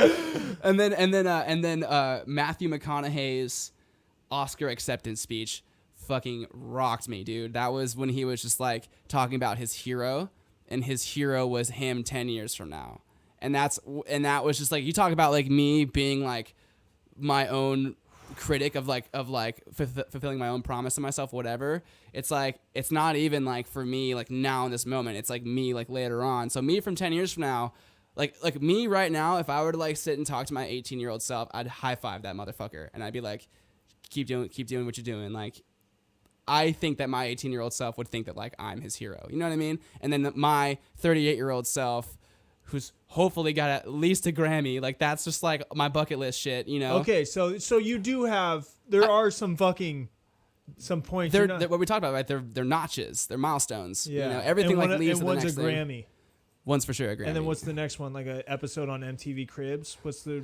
Maybe. Yeah. I don't even know. That's funny. But like a gold record or some shit. Yeah, I mean, yeah, whatever that hierarchy of things is, like Grammy, gold, platinum. You got real fucking close, didn't you? There was a Grammy nomination for a feature song. Yeah. Would that have counted as a Grammy for you? Or you want to be like on the forefront of it? It's a tough sitch, dude, because that was one of those things where I was working for someone, and it was one of those things where I was taking a check instead of like any kind of credits or something like that. Oh. So the song that was up for a Grammy, you on paper have nothing to do with. Correct. Because you wanted a fucking I don't know. But the point is that I did it, and right, that's the whole point, is that it's not for anyone else, it's for me. Triple XL fucking jackets and shit. But like it didn't. I mean, I obviously we got the notification like you know, it came out like the Grammy nominations, and I sent it to like the family because like it wasn't this thing. I was proud of the team, and I didn't make it out to be this thing where it's like, oh, I got this because A, no one knows, no one cares. B, it's not I didn't produce. I wasn't the exec producer. I wasn't like this. It wasn't my baby. I was just like, I played guitar on it. I sang on it. I like did some composing on it, and like that song was like up for like a Grammy for like best rock performance, like whatever. And it was like, but I couldn't bring myself to like validate it being like Jon Lundin's up for a Grammy. That's not what it was. You know what I mean? It was like, it was for sure dope to like be a part of it, and like there's a lot of people involved. But it wasn't about to be a thing where I was gonna like rock like, yo, this is gonna be my first Grammy, because like even if it did win, I would still like not be like I wouldn't be it like, I wasn't your Grammy. Wasn't my Grammy, but like dope. Taking the positives, right? Like I played guitar and sang and helped write or whatever. It's closest to a Grammy you fucking got so far. Been so far, dude, right? And so it's just like one of those things where when I ended up leaving the producer I was working for, I knew that like I had a lot to do with this track, even though no one else does, and that's good enough for me. I know that I'm capable of doing this on my own. And that was like a big jump I took by like quitting working for that producer, and then I started my own company. And Pastel. Right. Yeah. And then now it's been a company for a year and a month or something like that. And you guys are getting steady work and shit? It's just me. Yeah. And yeah, it's been dope, man. But everything has like worked together, you know, like Point North, we signed to a United Talent Agency, which is like a booking agency. And so they're helping us get like awesome tours and stuff. And I shot UTA, that building right there. Yeah. They were right next to Playboy. Oh, are they? Yeah. Big white building? Yeah, they were right there on it's not Wilshire, but it's down like Santa Monica Boulevard or something. Exactly. Shit, yeah, right there. Shit over there. Yeah, dude. So it's just one of those things where I can literally look back at like the worst recording experience, the worst producing experience, but if I didn't do that, it wouldn't have gotten to that next thing that went to that next thing that went to that next thing. Right. So it's like same with bands, dude. Like you go through bands, Point North, boom, this happens, whatever, shitty contract, but I met this dude. And then this dude like signs the band with like a you know, we're gonna book your band now. So now we have an agent. And then it's like, you know, some meeting, some phone call, and he's just like, do you have like a manager for like producing? Because like he knew that was like my gig. And I was like, no, because I've been self-managed, everything my whole life. I've never. If you guys didn't fucking get that by now. It's been gnarly, like when everything is just like a one-man show, you know. Yeah. But when it gets to be super real, like then it's just too much sometimes. So so now Point North's booking agent, this guy Daniel, is like my manager for being a producer. And so now he's like throwing me work where literally in the last month or two, it's just like snowballed into this whole thing, like a whole new career, like. But it's like one of those things where like it happens so fast, and like all this like work and opportunities and like whatever successes you want to call it are like rolling through, and it happened in the last couple months, and it all started to happen like when like those changing of tides kind of like I caught that sniff, right? I knew that like a change was coming, and like I can recognize it. Maybe that's something I'm good at, I don't know, but like I knew it was in the air, and I ran towards it, and like now it's like I moved, like I'm in this new house, and like it's like there's like fresh vibes, and like this new connection happened, and it led to this, and then that crushed, and then, you know what I mean, I was supposed to do one song with this one dude, turned into a whole EP, and then my manager was like, well, if you could do that, like, let me send you this person, and I do this person, and then we do one song, and it's like this smash hit, and now we're talking about like doing a mini series, like it's just like this like giant snowball. But if you rewind, it took like 9.5, 10 years to get to that like snowball. So it's like one of those things where it's like, in retrospect, like there are plenty of opportunities to quit. Dude, how many memes like that have you seen where like you see someone like pushing a boulder up a mountain, but you can't see how high the mountain is, but the top of it is right there, but you get right there and then you stop because like you can't see how much further you have to go. Right. But if you only went an extra foot, like you just push that bitch over and like down you roll. Like, you know, it's just like those kind of things where it's like you just never know. And I always kind of let that happen. And it's just like, you just never know what's going to happen. Never know what's going to happen. Like, you know, and just like never kind of stopping. And so it's, I don't know. Have you gotten to the point where you're pushing that boulder over the mountain? Do you consider yourself over that? I feel it kind of like starting to, like I don't stress like I used to. There was a time where like I was working at like the studio I worked at before, like 2 studios ago, and Catacomb. Have you been there? I hadn't been there. Dude, awesome place. Like my friend Johnny's like studio, and I worked there for 2 years. And it was one of those things where me and my girlfriend Sarah, we like had an apartment, and it was 35 miles away, dude. And I drove 70 miles a day to just go to this studio. And even if I didn't have a session booked, I would go there and just create and focus my mental energy and focus my like life trajectory on like going to the studio, being in the routine, and creating and coming home, whether it made money or not, because that was just like, you know, because I'm just all about like manifesting and like the law of attraction and stuff too. And so I would trip, dude. I would trip balls. Like, you know, like it would be like the 5th of the month, the 6th, and I would just not have rent. And like me and Sarah were like lucky enough to have a landlord that was like the owner's daughter whose dad passed, you know what I mean? Her dad passed away. So it was like a very like motherly woman. And she was like, you're fine, you know, like that, but that does not fly like most of the time, you know? And that shit's scary, you know? It's scary when the company says you're turning off your lights, and it's scary when like you don't have any food in the fridge, but like you just like, and and you have to just like keep going, but you make it happen, and you learn to chuck and jive. And that's what I'm saying, when you take those L's, you like learn what not to do. And then when you like cut out the things that you shouldn't do, you're only left with like things that you should do, you know? And then you kind of like catch this groove of like, well, I just have to do this. Like, oh, I need money in 2 days for like rent or something. Like, like whatever. Not that it's like some like tactic or manipulation or something, or maybe it's like a business sense or whatever, but it's like an intuition of like just knowing what you need to do. And you just have an experience with that. Is it possible that stress never let up? You just became comfortable with it and understood what it was more, instead of just this gray cloud of, oh my God, fuck, look at this mess. You're like, no. Wipe away the clouds. It's just this is going on, so this needs to happen, and I got to get this. Like, you're able to facilitate your stress easier, manage it a little better. Yeah, manage it a little bit better. Probably it definitely like is one thing, like when you have like pennies, dude, you know, but like, and then, you know, you get a little financial relief, a little cushion, and like, you know, it's like a little like you can breathe a little easier. And it sucks that that's like sometimes the reality. I was at a party one time years ago, like 3 or 4 years ago, and I was talking, I forget who it was. It's always these little moments, dude. Like, it's always little shit like this, to where it's like, I'll never forget that. Like, when this one dude said this one thing, and like, I just, in any given situation, then we'll just like think on this, just like the Ashton Kutcher thing or the Matthew McConaughey quote, whatever. But we were talking about being like entrepreneurs and living the so-called pirate's life, and then like tripping on rent and tripping on money. And this guy told me, like, there was just one day where I just stopped worrying. He's like, it's just money. It's stupid. He's just like, it's not worth stressing so hard over.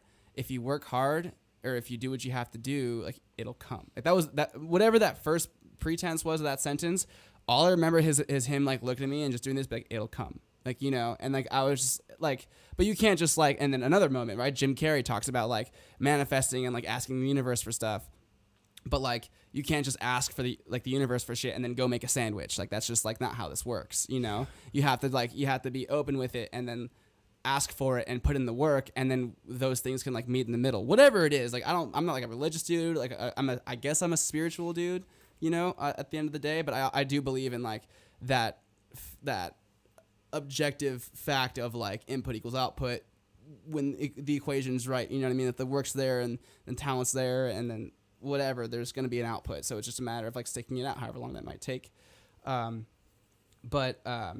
have, so when he said like it'll come, I was just like, all right, like just keep doing my thing, like it'll come. So like I had to audition today. I worked for this big producer and I worked for him for a year, and I had to audition for that position.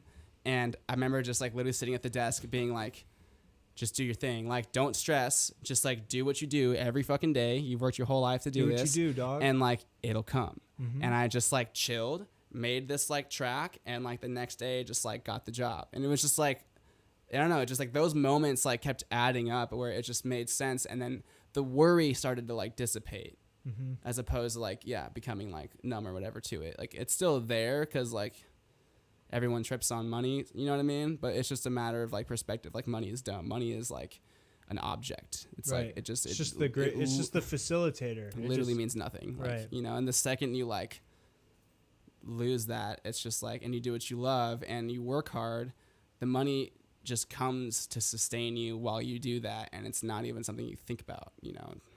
I don't even. It's so wise, man. It's so important to hear someone, and for those who will watch, because this will get uploaded to YouTube, to hear someone in your degree of success in your career. It's so important to hear someone who is quote unquote made it. Mm-hmm. Even if you don't think so, you're doing all the things that you've put your energy towards are now you're fueling your life off that, and stress is starting to go away. So for namesake, you've made it. You know, I want to bring up something that wise that my dad used to tell me is mm-hmm. where luck is where opportunity and preparation meet. Right. Yeah. And he's always told me that.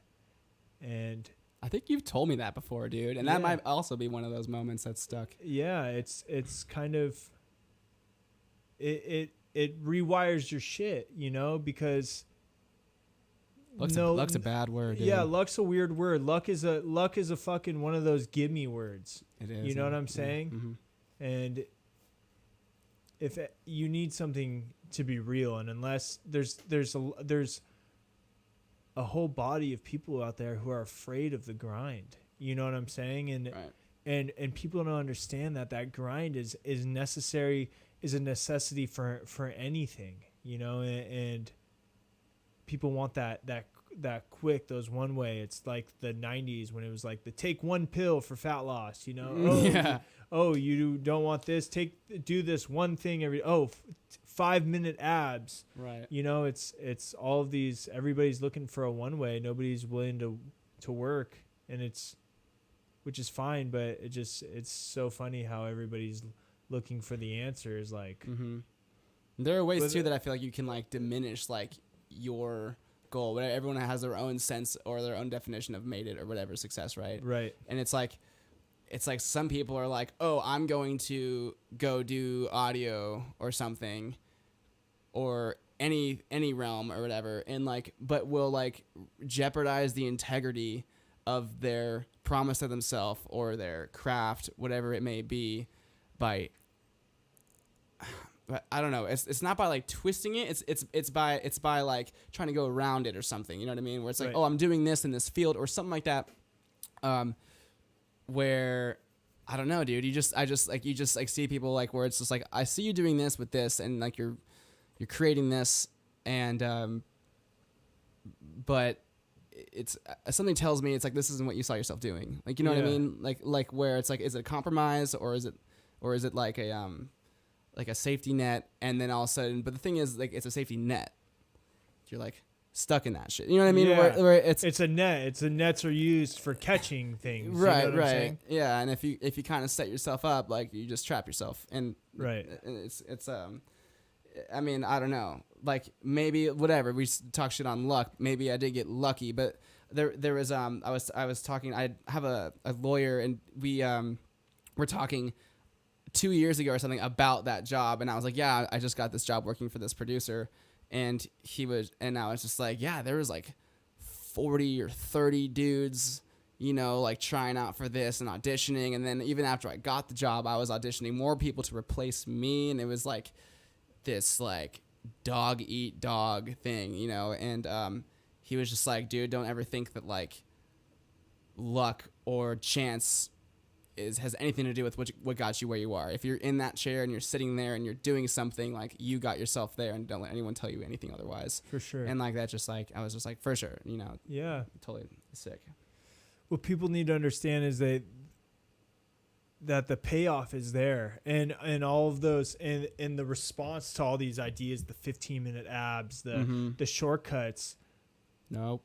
That shit doesn't exist, man. And it's as easy as just keep coming back for more. That's what I tell myself. That's dope. Just keep coming back for more. Keep showing up.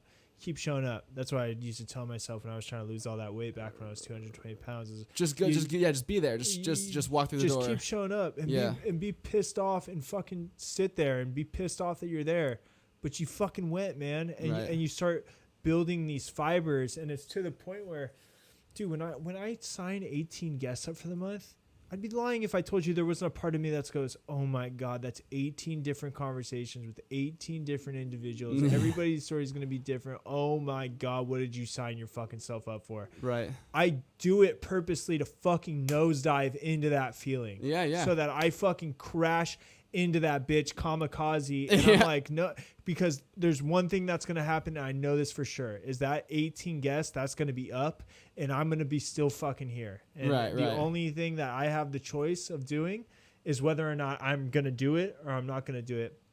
And the higher the number of guests, now it's fuck yeah. That number, how we were talking about the numerical game with Instagram. I fucking love the feeling of running through a fucking guest, but here of 18 guests. But here's the thing: new month. What are you gonna do? I booked that shit halfway through the other month. I next week I'm booking June. Right. You know what I'm saying? Yeah, and that'll be another set. I have 16 guests planned for that month, and I got to come up with new art and shit. This grind doesn't stop. I have allowed myself a system because I've sat and quote unquote chilled for so long that I'm never putting myself in a position to just fucking chill ever again. And Kenzie, I love you, bless your heart, but that was our problem. Is that when she had met me, I was very stagnant. Right. You know what I'm saying? And then all of a sudden I fucking woke up, grew some balls, to be honest with myself, and was like, yo man, you want to respect yourself? Like, be someone respectable. And so I just put myself in a position. It's a real thing, dude. A lot of people need to hear. You see that number on my whiteboard? You see that fucking run for education tag? Oh yeah, for sure. I run that bitch in 27 minutes, bro. I saw you training for that shit too, dude. I fucking told myself that I'm gonna run it, and I said, oh fuck, because I just fucking told myself I was gonna run it, and I don't make promises I can't keep now. That's like another thing. And dude, your word is your bond, man. But I did it, and I hung that bitch up right there so that every day I see that, like, remember that one time that you told yourself you were going to be a runner, and you fucking went out there. That's what's great about physical exercise. Nobody's showing up with you. You know what I'm saying? Right, yeah. You got to show up. Right. And it's so cool to see you enjoy being in this studio, man, because it's because this is all founded off of that momentum, that energy, just keep feeding it, dude. I built the fucking computer. I fucking had the idea for the studio, the whiteboard, the fucking everything, the vibe. Yep. And it's so amazing to be here. And it's just crazy when you see it like become like a reality too. It's just like when you had like your little like desktop mic, it's like you know, did you even think that these? I can't get over these like boom stands, dude. They're so sick. Yeah, I don't know. Caitlin was in here last night, and Caitlin was like, damn, like it asked me something along the lines of, do you love it in here? And I told her, like, I haven't even taken the time to like sit back and be like, wow, look at what I've built. Like I see, that's what we were talking about because I don't earlier. have the time to fucking do that. Because even after this, I can't wait to get dinner with you. Yeah. But guess what, dude? When I get home, I still gotta upload this bitch to YouTube. I'm working tonight. Yeah, for you know what I'm sure. saying? On the clock, We're doing that, and tomorrow I gotta go attempt to be a boyfriend. You know, the best I can, and act like no time has passed. Right. Yeah. You know what I'm saying, and not take any of my stress out. And I'm supposed to have a stream tomorrow, but thank God. And when that pulls off, then I assume my day. But there's still a part of you that's like, so what? You got the day off? I don't think so, fool. What else can you work on? You got way a lot of shit to do. Yeah, you still got another month coming up. Yeah. You're gonna book tomorrow, and it's just like you learn. You should be relieved that you have like time to fucking mediate and shit. You know, that's how I get. The craziest thing is like, and I don't know if you've experienced this. Have you dealt with your loved ones who, bless their heart, think that they're doing the right thing? But have you ever had loved ones tell you, hey man, you need to take it easy on yourself? Dude, you of know? course. Yeah. And it's like, yo man, you don't fuck. And it's like with all get all defensive. Like, no, hold up, dude. Yeah, no, and it's like I need to take it easy. Like, especially me in my position, it's like, yo, I've been stoned for a decade. Like, you want me to take it? All I've done is take it easy. Like, right. What are we talking about? So it's kind of this weird thing, and it's exciting to have you here to hear you talk about your experiences, because, you know, there's certain individuals that are hungry out there, and like I'm running out of fear. You know what I'm saying? I'm making up for lost time that I'll never get back. Right. And I'll never. And I hope. But that's fucking fuel if I've ever heard it. You know what I mean? Yeah, but like everyone needs that fire under their ass, whatever it is, whatever shape it takes. It's just weird. It's crazy that if whatever I had done had brought me to this position, I can't be mad at myself. For sure, exactly. You know what I'm saying? I do think everything happens for a reason, dude. And that's why I'm so excited that you're where you are and I'm where I am right now, is because I need people like you to show me that I keep digging into this, man, and who knows what'll happen 34. Push you know, that 34 boulder, or 35, that fucking boulder, man. Dude, yeah. And that shit is real, dude. And there's certain ways to look at things. Like, this goes back to you talking about playing for 3 kids. Like, this fucking streaming business, man. Everybody wants to be, you know, like, there's this guy Shroud, and he streams like seriously like 40,000 people a stream. Dude, I can't even, you know, like, I'm so I have like 138 followers or something, but I don't honestly feel like I have even properly serviced those 138 people. You know what I'm saying? Like, I don't know. I don't want any more followers until I know for sure. With this stream, I definitely have. Do you remember the old saying, like, you shouldn't go on tour if your hometown doesn't show up to your shows? Do you remember that whole saying? Like, the saying where, like, if you can't even make the people your home base, and I know that if you can't make it here, you can't make it out there. Yeah, if you can't make it here, you can't make it there. So I'm here perfecting this, and that's why it's so exciting to see, like, all the response this has gotten from all of our hometown friends and shit. Right. Is because, dude, that I understand that this is a grind, and my head is out there, kind of. Like, my head is like big picture, kind of. But like, I've learned to keep my eye on fucking this moment. Yeah, you know, for sure. Right now, and the only moment that I'm thinking about next is only the next moment. Right. And at the and end then of comes, all, it's like ever fleeting. Yeah. And at the end of this, can't keep up. Caitlin Zambito, I will sit back and take a look around this room and realize everything I built. But that day is not fucking today, man. That's what I'm saying. Is like what we talked about earlier. Is like that hard work, and you do all the work, and like you're not shooting through the ceiling with glee, like being like, look, because like, so I'm saying, if you fucking like won some kind of thing where you walk in and someone's like, you get this room, you'd be like, holy fuck, what did I do to deserve this? And like, this is awesome. Like, let's go or whatever. But you've earned it, and you've built this with your hands. And so like, you haven't taken a second to like kind of be like, whoa. That's like why everyone says, like, because you know what it was. You knew what it was before all this shit existed. You knew what just this room. This was just a room, right? You know, and how much I light up when I came in here, dude. It was fucking dope. Yeah. Well, I'm glad that you liked it, but at the same time, I was just kind of like, yeah. Like, sit down, fool. Like, let's get to work type coffee, deal. sit down, shut up. Yeah. No. You know, this goes along.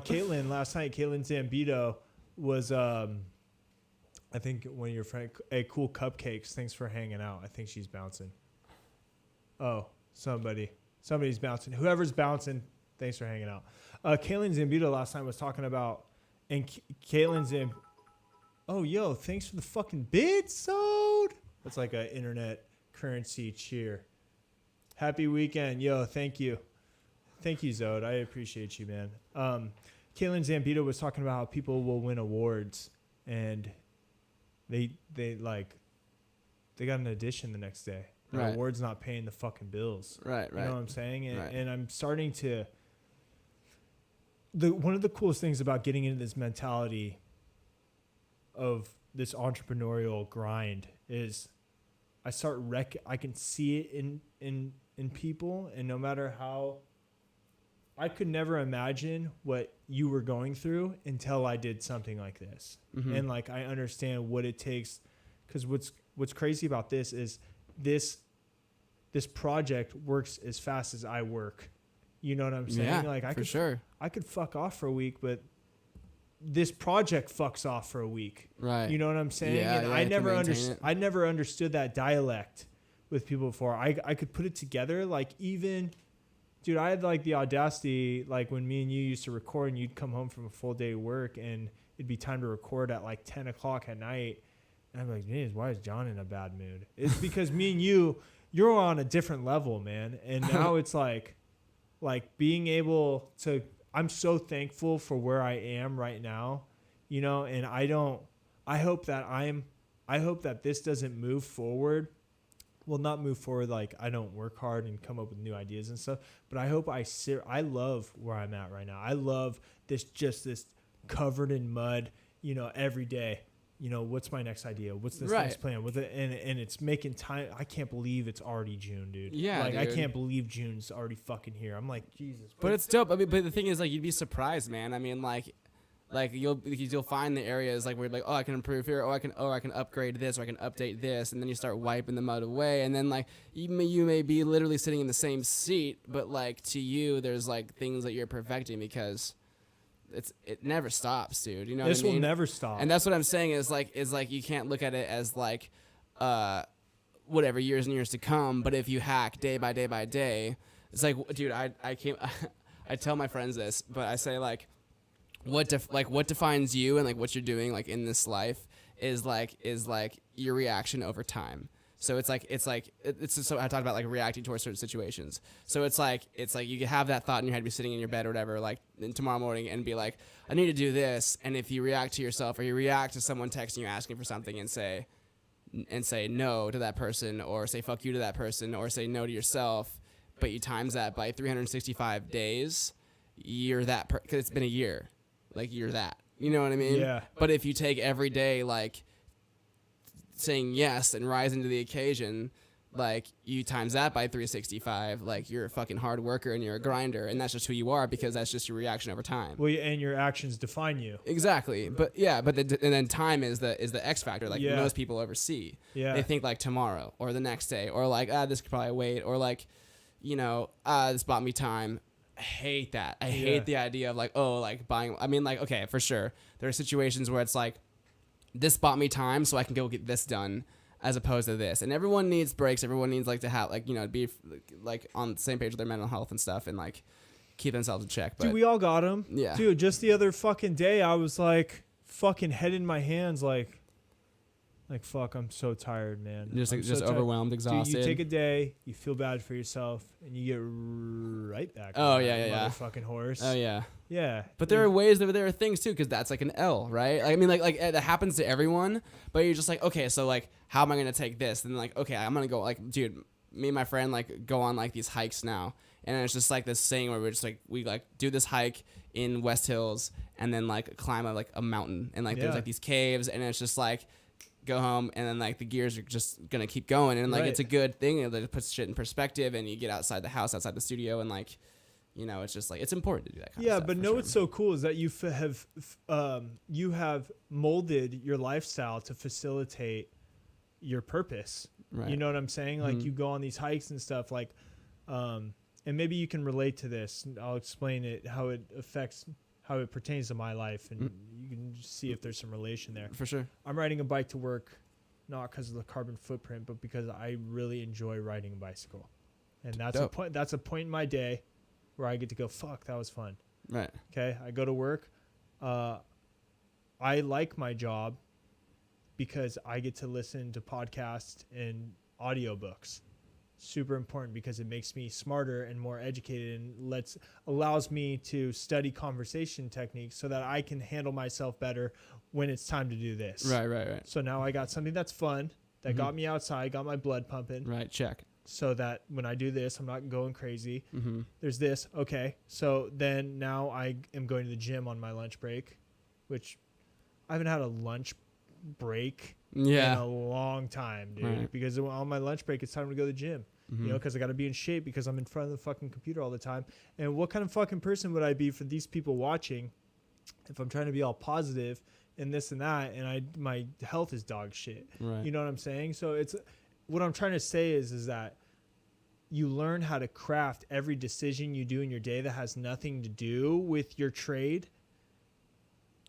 But it also, everything you're doing has to do with your trade, like your hikes. Right. That's something that you do for you, right. For your trade. Right. You know what I'm saying? It's not necessarily, well, you enjoy hiking, but it's because you know that when you get home, it's got your gears turning, and that's why hiking's so important to you. Right, you know for what sure. I'm saying? And now it's just a manageable, like a stress management thing or whatever it may be. Yeah. But your whole day and now all of the things that you do daily are encompassed by your goal. Right, making this happen. Like if I want to do this, like I need to make sure I do this. Like I need to have breakfast, like whatever. Yeah. And like it's like another thing too. It's like, and this is a whole nother realm of like my creative juices, whatever you want to call it, like is best like in the morning. And it took a lot of like night sessions and like people coming over like later for me to be like, oh wow, why can't I just write right now or whatever? Like, because, dude, come freaking 4 o'clock, your boy is spent. You know what I mean? Yeah. Like, where it's like, I'll, like, keep building the track or something where it's, like, a little more mindless, you know?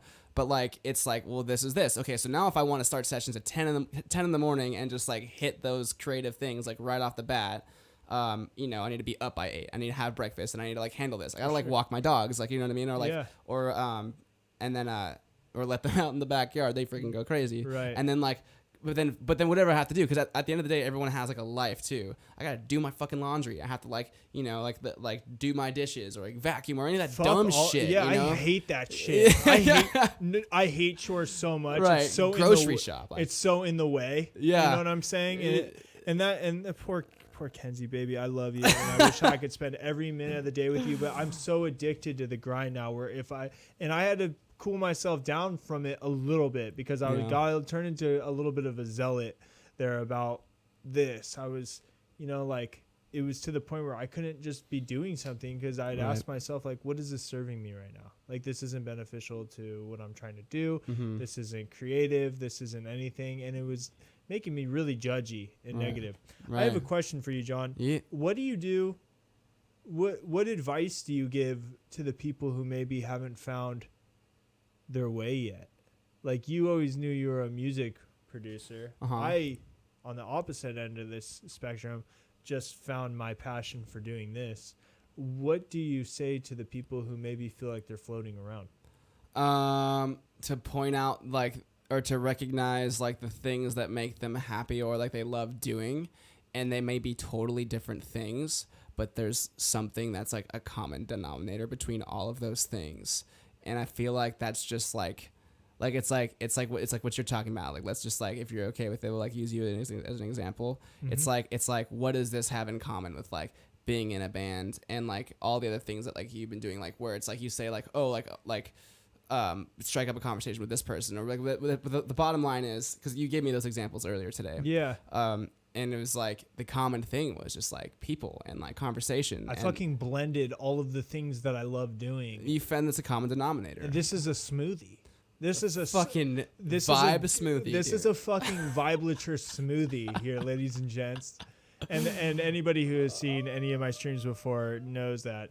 But one thing, and then once you find that, common denominator, it's important. I'm reading this book, Stephen Pressfield, who's a writer, but you got to turn fucking pro. Do everything that a goddamn professional would do. Right. Handle your life like a goddamn professional. You know what I'm saying? Yeah, and totally valid. that attitude, you'll create habits. You'll create professionalism habits, you know, and that's the hardest part is, and coming from me personally, going from someone who didn't know what he was doing into finding that common denominator, it is fucking important that you start handling yourself like you're like your motherfucking Jon Lundin, a kid who made a promise to himself. You have to be the kid who made a promise to himself, even though you weren't. Right. You know? Yeah. And that's crucial because you're gonna half-ass it and your idea is gonna seem crazy. Right. You know what I'm saying? And the hardest part for me for making a stream is telling everybody that I'm starting a fucking stream. You know, some people got it,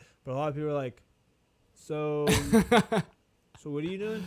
You know, you have to fucking explain yourself 6 times, but you need to figure out a way. One, that's not important. Any idea that's been worthwhile has been called crazy at some point in time. For sure, dude. And I just like so my guest. I just had Chance Cooper on here, who paints for a living right now. Dude, yeah, I like love Chance's paintings. Dude. I like hit him up on Instagram, and I was just like, dude, but these are sick. It's authentic because you fucking grind recognizes grind. For sure. You know what I'm saying? For sure, and in order to do that, you need to be the 50% of the equation, which is the grind. Right. You know what I'm saying? Right. And you can't fake that fucking grind, yo. Like, yeah, I've said nothing because you all are so interesting. Well, Jon is definitely taking the cake. It is such an honor to fucking have Jon here because Jon is not only one of the most accomplished friends that I have, he's fucking man enough not to even admit it. which is so, like that. Yeah, which is so fucking bananas in a world that just everybody is looking for their, you know, quick and speedy pat on their back. Jon is, you know, there's a fucking super cool quote. Maybe we can turn down like this is, you need to be like the moon and not a shining star. Reliable and always bright and not short and fleeting, you know? But shining brighter. That's fucking dope. And Jon, I love that. Jon is the motherfucking moon, man. Jon has been working at this shit for as long as I've known Jon. He has gone through every process from recording into a little fucking like a 4-track recorder, Merc City in your fucking parents' house to now working with some of the biggest names in the business. Jon, it's been such a pleasure having you on, man. And dude, for sure. I hope that as you progress in your career, you'll keep coming back and yeah, dude, we'll have some gnarly stories for sure in the future, man. All right, you want to go get some dinner? Let's get some food, man. Yeah, I'm fucking into that. All right, y'all. I fucking love you guys. Thanks for tuning in. We were gonna have Jon Durang on tomorrow, but we're not having that. Let me check the fucking schedule real quick. Jon, thanks a lot for that, by the way, buddy. Dude, can't talk about my fucking not you, Jon. This fucking this Jon. Oh, we got fucking Jacob Danhai, who's covering my LA tattoo. I'm finally getting that fucking thing covered. What, the baseball one? Yes. On your thigh? Yeah, I don't even like baseball, and I like never even going to the city. Yeah, I'm finally getting it covered by Jacob Danhai, a tattoo artist who will be in on Monday, who super talented tattoo artist. And then man. A week from that, I'll be getting my thigh covered up. But that's it. I love you guys. Thanks, everybody, for stopping by. Jon, why don't you say bye? I think Cool Cupcakes is a fan of yours. We didn't really get to talk much Point North, but... Dude, all good. I loved where that kind of went. Yeah, that it went successful, and maybe that'll be good fuel for our next our next conversation. Yeah, the next hang for sure, dude. Maybe we'll get another microphone and get Shruti in on this, and we can all. God, that would be a hang, dude, for sure. See that reaction right there, motherfucker? I'm buying a new fucking microphone. God damn it! That just cost you literally just cost me another $400 right there. I love you guys. My bad. Bye, Peace guys. out. Thank you. Later.